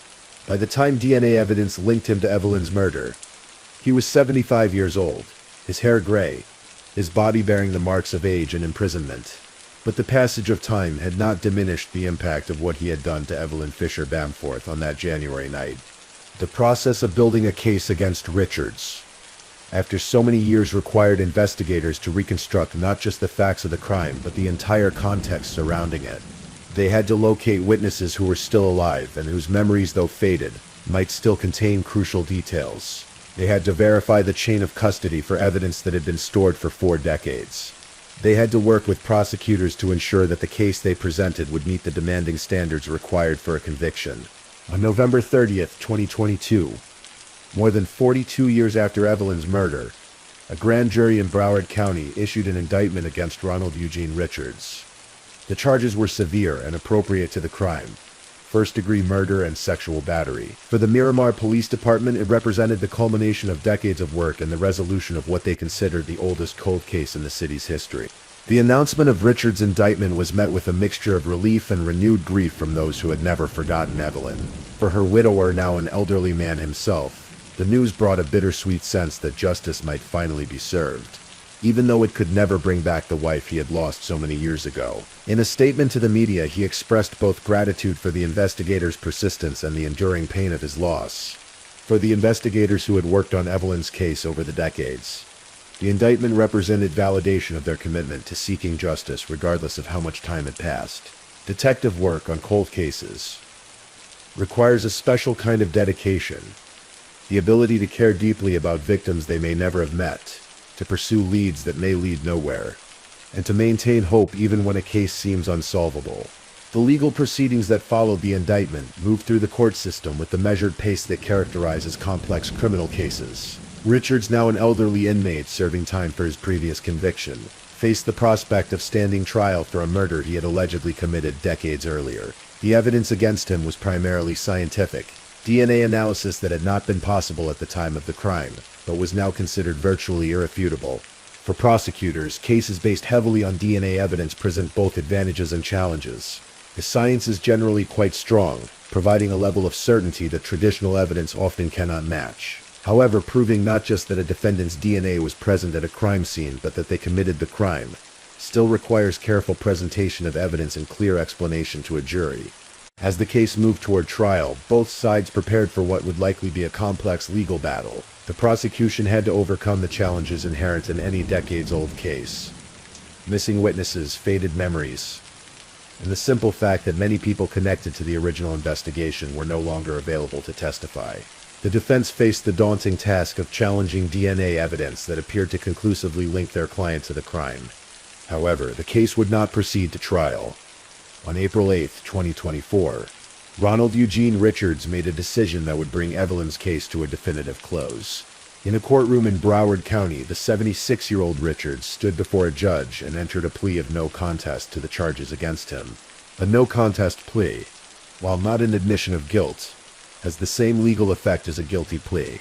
It represents a defendant's decision not to fight the charges, allowing the court to proceed directly to sentencing. For Richards, who was already serving time for his previous conviction, the plea deal offered him a measure of certainty about his fate. Under the terms of the plea agreement, Richards was sentenced to 12 years in prison for Evelyn's murder.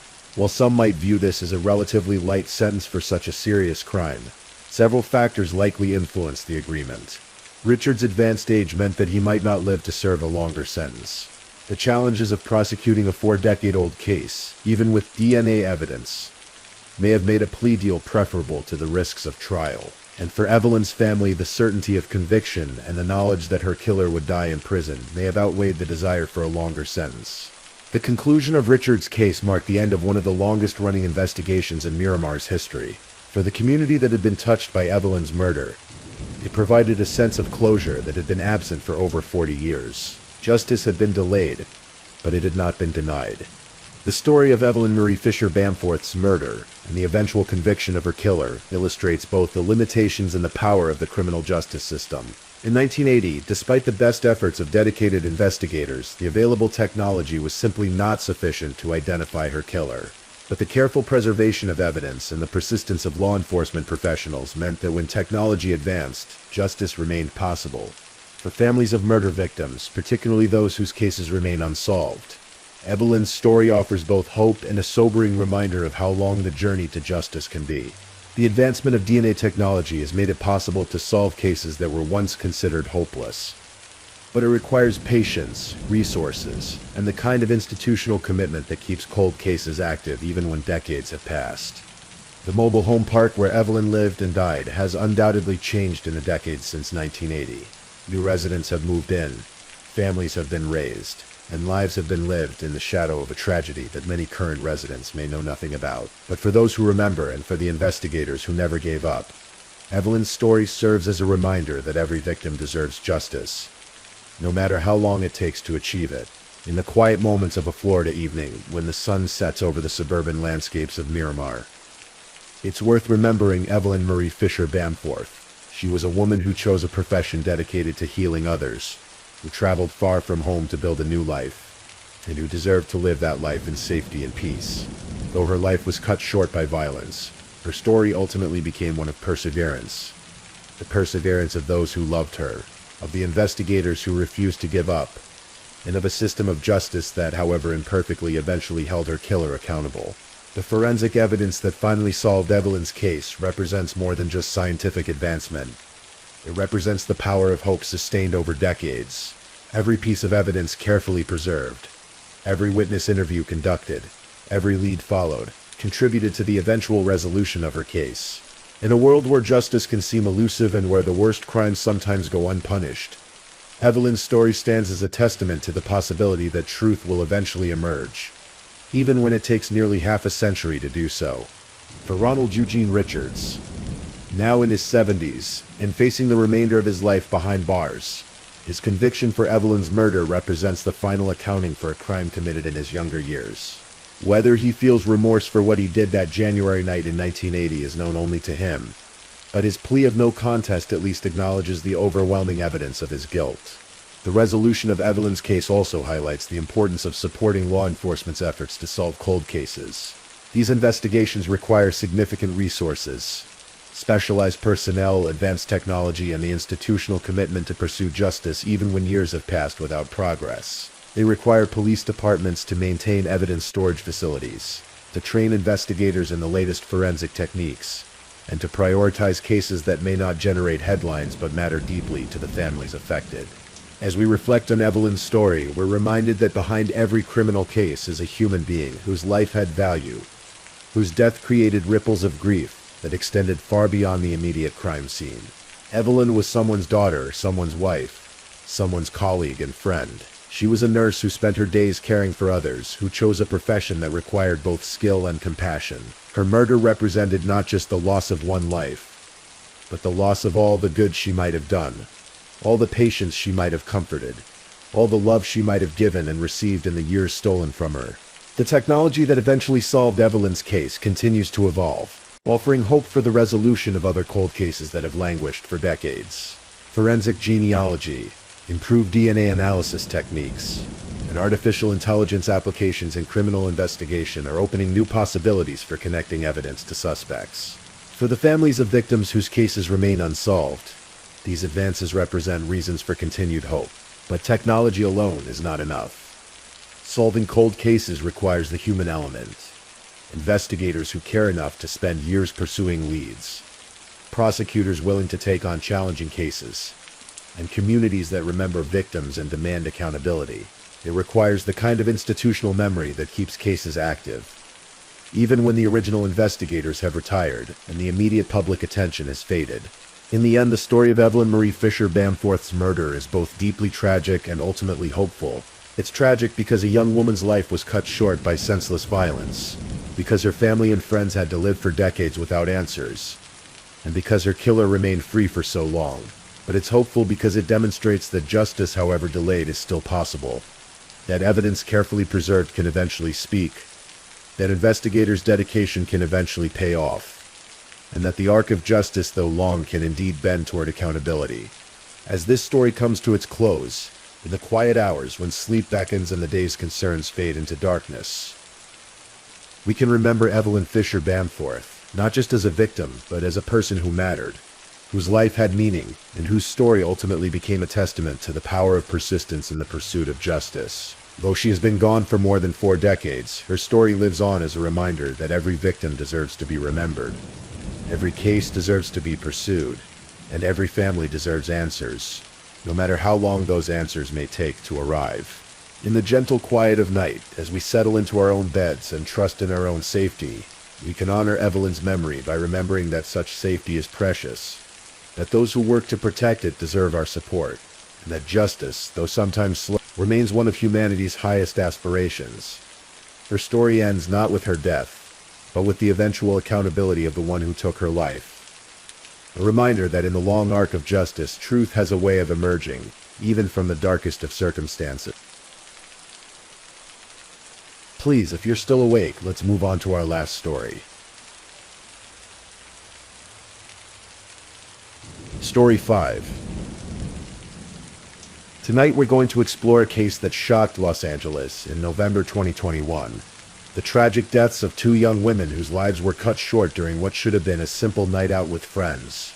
This is the story of Christy Giles and Hilda Marcela Cabrales Arzola, two bright souls whose paths crossed in the sprawling city of Los Angeles, forming a friendship that would tragically end in one of the most disturbing cases the city has seen in recent years. It's a story about dreams, friendship, and the dangerous predators who lurk in the shadows of Hollywood's glittering facade.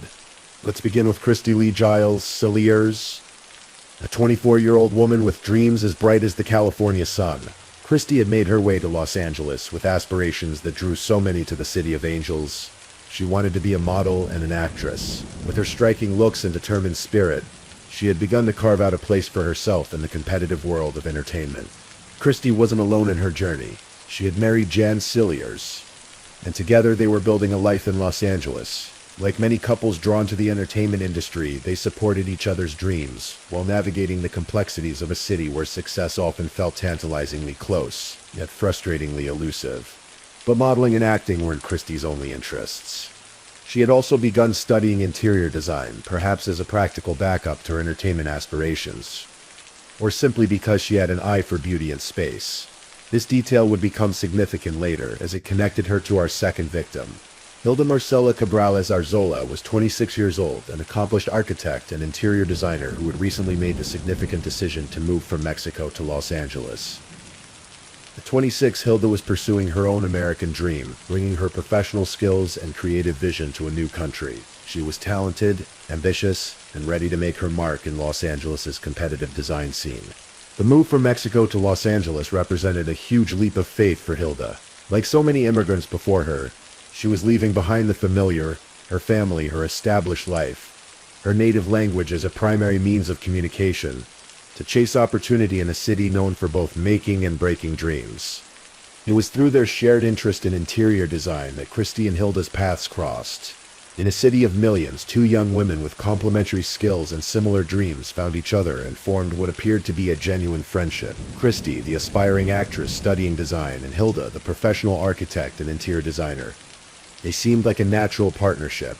November 12, 2021, started like any other Friday night in Los Angeles.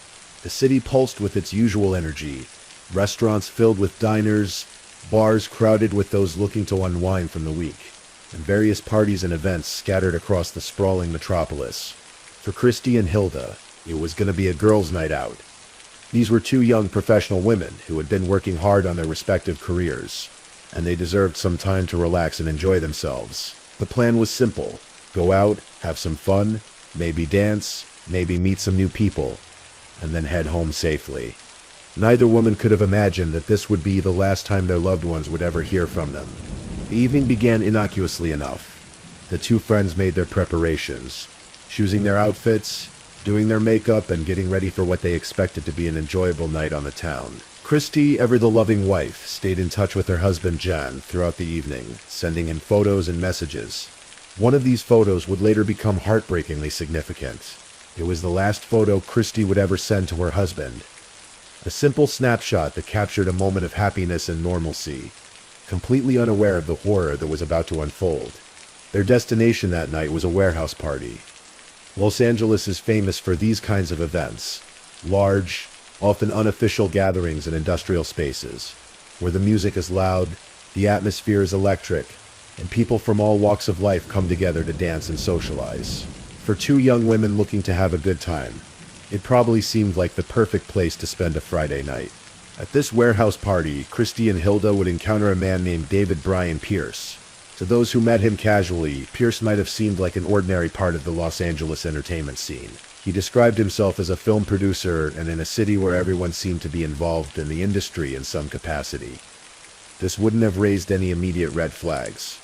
David Pierce was 39 years old at the time, older than both Christy and Hilda, and he likely presented himself as someone established in the entertainment world.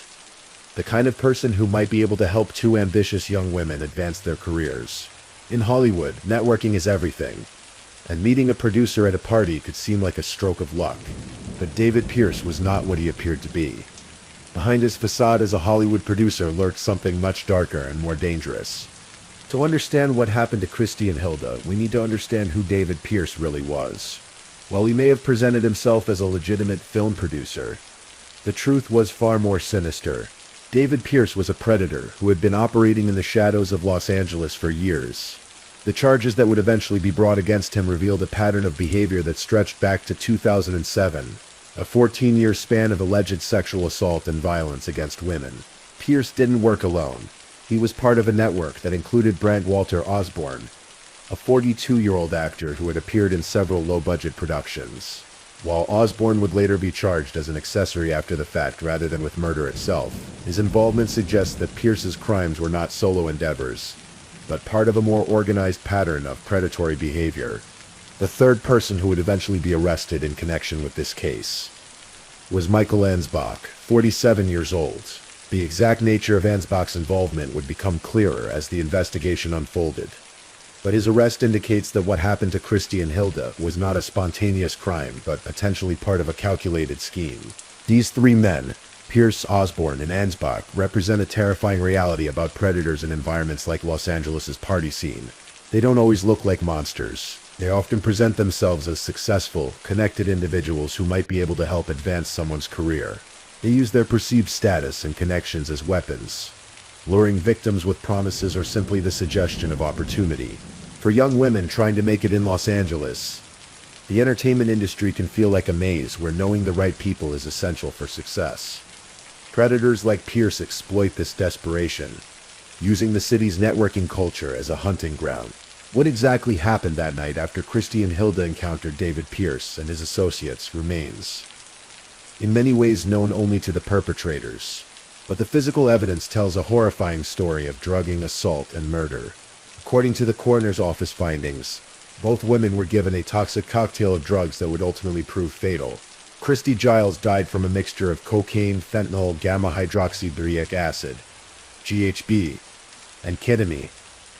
The presence of GHB is particularly significant.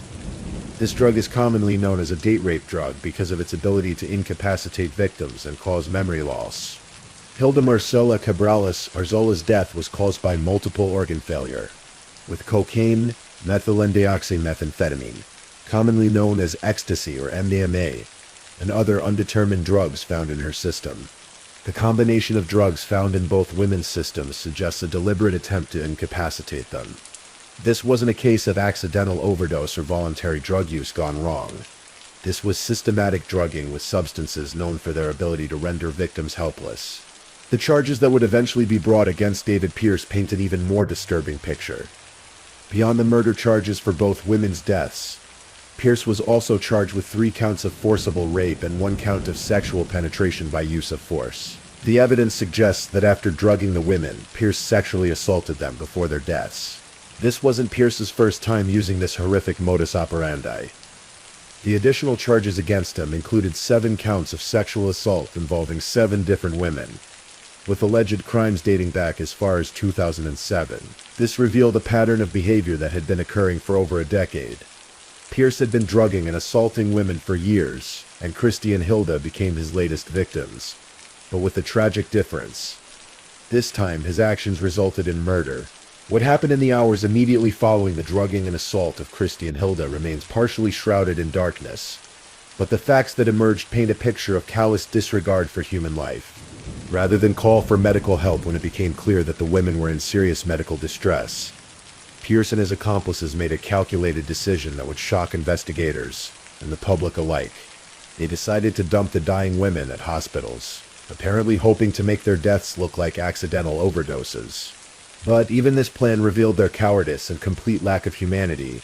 They didn't simply drive the women to the nearest emergency room and carry them inside, calling for help. Instead, they dressed as masked men and used a vehicle without license plates, clearly attempting to avoid identification while disposing of what they apparently viewed as evidence of their crimes.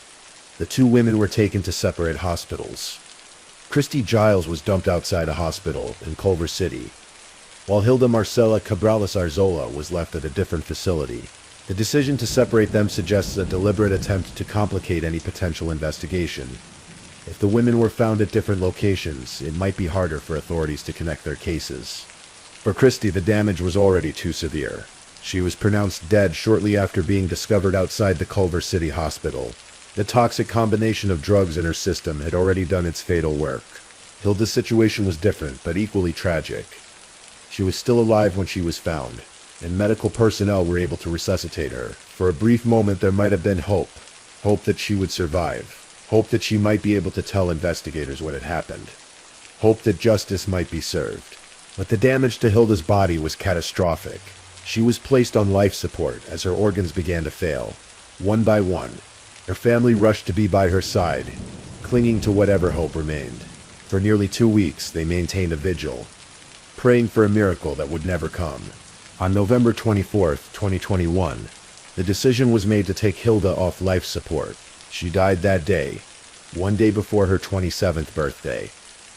The cruel timing of her death added another layer of heartbreak to an already devastating tragedy. Instead of celebrating another year of life, her family found themselves planning a funeral.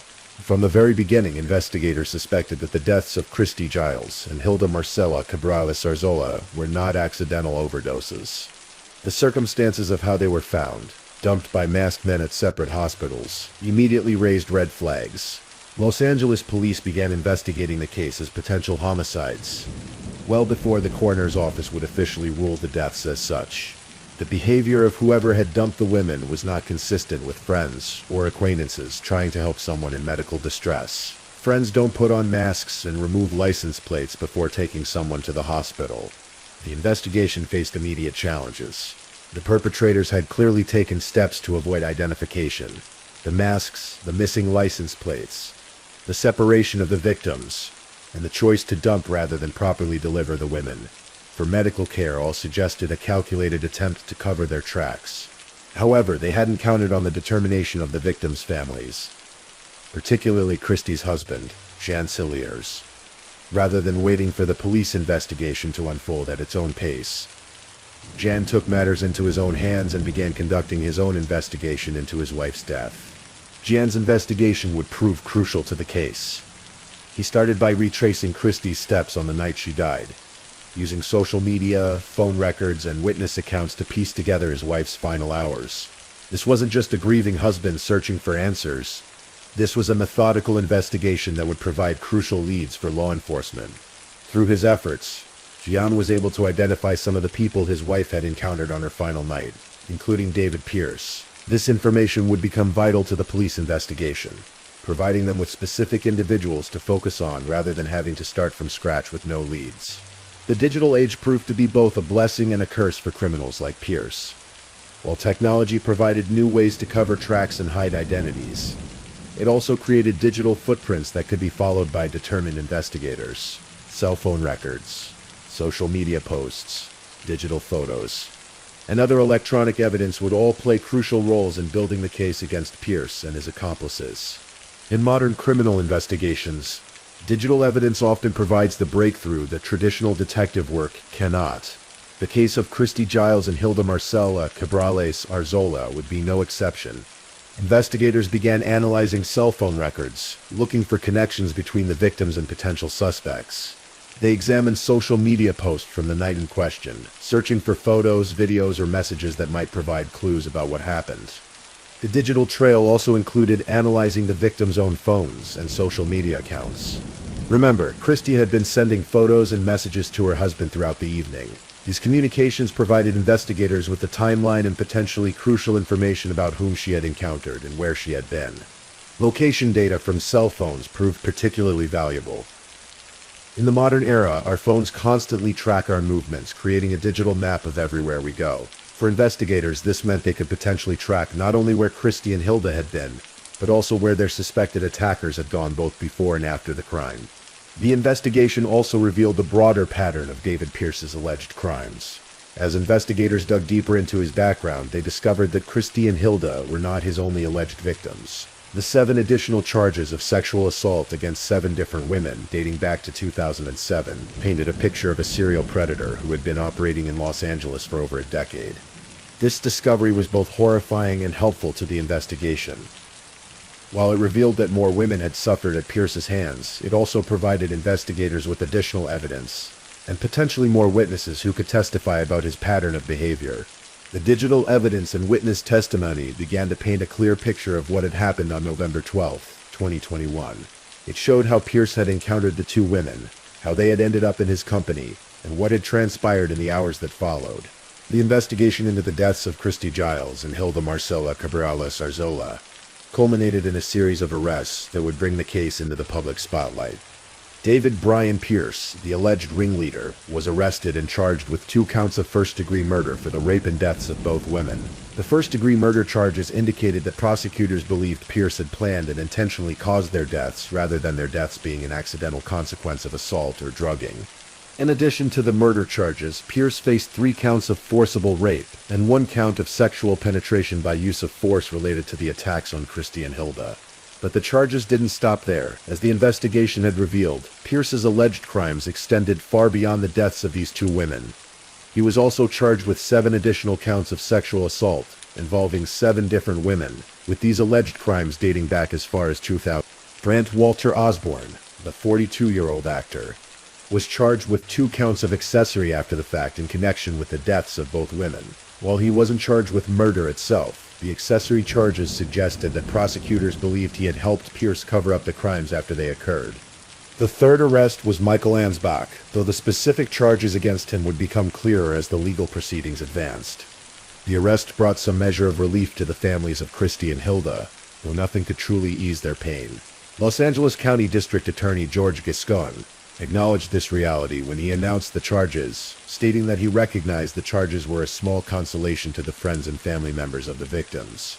District Attorney Gascon also made a public appeal for other potential victims to come forward.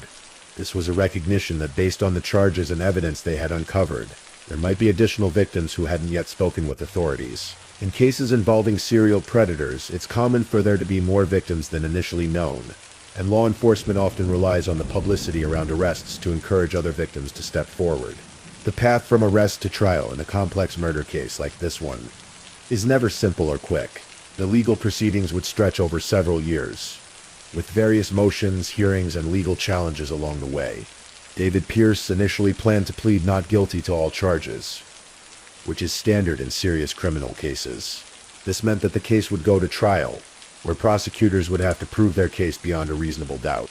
The trial itself would be a test of the digital evidence that investigators had gathered, as well as the testimony of witnesses and experts. Prosecutors would need to prove not only that Pierce had caused the deaths of Christy and Hilda, but that he had done so with malice aforethought, the legal standard for first-degree murder. The presence of multiple drugs in both victim systems would be crucial evidence. Prosecutors would argue that the combination and quantities of drugs found in the women's bodies could not have been accidental or self-administered, but rather represented a deliberate attempt to incapacitate them. The charges of rape and sexual assault would also be central to the prosecution's case, as they would help establish motive and show a pattern of predatory behavior. The additional charges involving 7 other women would be particularly important, as they could demonstrate to the jury that this was not an isolated incident, but part of a long-standing pattern of violence against women. For the defense, the challenge would be significant, with physical evidence, digital evidence, and potentially multiple witness testimonies against their client. They would need to create reasonable doubt about either Pierce's involvement or his intent. The trial would also need to address the roles of the co-defendants, particularly Brant Osborne, who was charged as an accessory after the fact. Prosecutors would need to show exactly how Osborne had helped cover up the crimes, while his defense would likely argue that he was either not involved or not aware of the full extent of what had occurred. The legal proceedings in the case of Christy Giles and Hilda Marcela Cabrales Arzola reached their conclusion in February 2025, nearly 3.5 years after the women's deaths. On February 5, 2025, a jury found David Brian Pierce guilty on all charges. The conviction included 2 counts of first-degree murder in the deaths of both women, 3 counts of forcible rape, and 1 count of sexual penetration by use of force. The jury's unanimous verdict represented a complete victory for prosecutors, and, more importantly, a measure of justice for the families of Christy and Hilda. The first-degree murder convictions were particularly significant, because they indicated that the jury believed Pierce had not only caused the women's deaths but had done so with premeditation and malice. This wasn't a case of accidental death during the commission of another crime. This was murder in the first degree. However, the legal proceedings had different outcomes for the co-defendants. While Pierce was convicted, there was a mistrial in the case against Brent Osborne. This meant that while prosecutors had successfully proven their case against the main perpetrator, questions remained about the exact level of involvement of his alleged accomplices.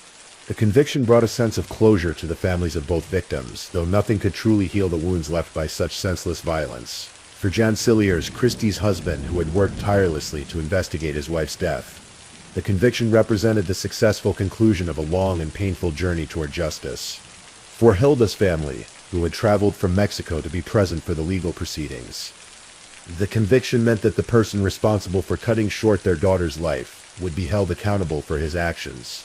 The case also served as a broader reminder about the dangers that women face in social situations, particularly in cities like Los Angeles, where the party scene can provide cover for predators. The fact that Pierce had allegedly been committing similar crimes for over a decade highlighted the importance of believing victims and thoroughly investigating reports of sexual assault. The murders of Christy Giles and Hilda Marcela Cabrales Arzola resonated far beyond the Los Angeles area, serving as a stark reminder of the dangers that lurk in what should be safe social environments. The case highlighted several troubling realities about predatory behavior in urban party scenes. First, it showed how predators can use perceived status and connections in industries like entertainment to lure victims. David Pierce's presentation of himself as a film producer was likely a key factor in gaining the trust of his victims. As second, the case demonstrated the calculated nature of predatory behavior. This wasn't a crime of passion or opportunity. It was a systematic approach involving drugging, assault, and ultimately murder, with attempts to cover up the crimes afterward. The involvement of multiple co-defendants also showed that these kinds of crimes sometimes involve networks of individuals rather than lone perpetrators. The fact that Pierce had allegedly been committing similar crimes for over a decade without being stopped raises difficult questions about how such patterns of behavior can persist undetected. For the families of the victims, the case represented not just personal tragedy but a mission to prevent other families from experiencing similar losses.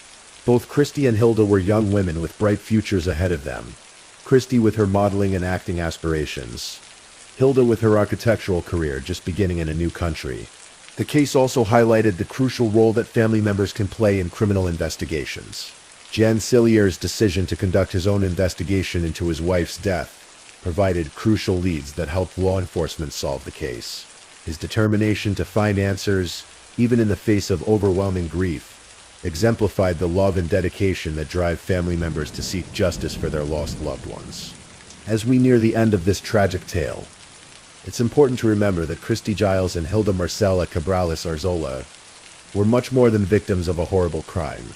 They were young women with dreams, ambitions, relationships, and futures that were stolen from them. Christy Lee Giles Cilliers was a 24-year-old model, an aspiring actress who had found love with her husband Jan and was building a life in Los Angeles. Her interest in interior design showed a practical side to complement her entertainment industry ambitions. She was a wife, a friend, and a person who sent loving photos to her husband even during a night out with friends.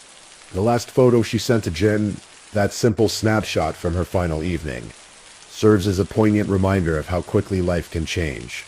In that moment, she was just a young woman having fun with a friend, completely unaware that her life was about to be cut short by someone who viewed her not as a human being but as a target. Hilda Marcela Cabrales Arzola was a 26-year-old architect, an interior designer who had made the brave decision to leave her home country of Mexico to pursue opportunities in Los Angeles. Her move represented the kind of courage and ambition that drives people to chase their dreams in new places, even when it means leaving behind everything familiar. Hilda died just one day before her 27th birthday, adding a particularly cruel dimension to an already heartbreaking tragedy. Instead of celebrating another year of life and achievement, her family found themselves saying goodbye to a daughter whose potential would never be fully realized. Both women represented the dreams and aspirations that draw so many people to Los Angeles. They were part of the city's diverse tapestry of young professionals, artists, and entrepreneurs who come seeking opportunity and success. Their deaths served as a violent reminder that predators often target the very people who are most vulnerable, those who are new to a city, those who are trying to network and build careers, those who are simply trying to live their lives and pursue their dreams. As we conclude this true crime story, we're left with the sobering reality that While justice was ultimately served in the case of Christy Giles and Hilda Marcela Cabrales Arzola, their deaths represent a loss that can never be fully recovered. The conviction of David Pierce for their murders means that he will face the consequences of his actions. But it cannot bring back two young lives that were cut short in their prime. It cannot erase the pain felt by Jan Cilliers, who lost his wife and partner. It cannot comfort Hilda's family in Mexico, who sent their daughter to pursue her dreams in America, only to lose her to senseless violence. What we can take from this case is the importance of looking out for one another, especially in social situations where alcohol and drugs might impair judgment. We can remember the dedication of family members like Jan Cilliers, whose determination to find answers helped bring a killer to justice.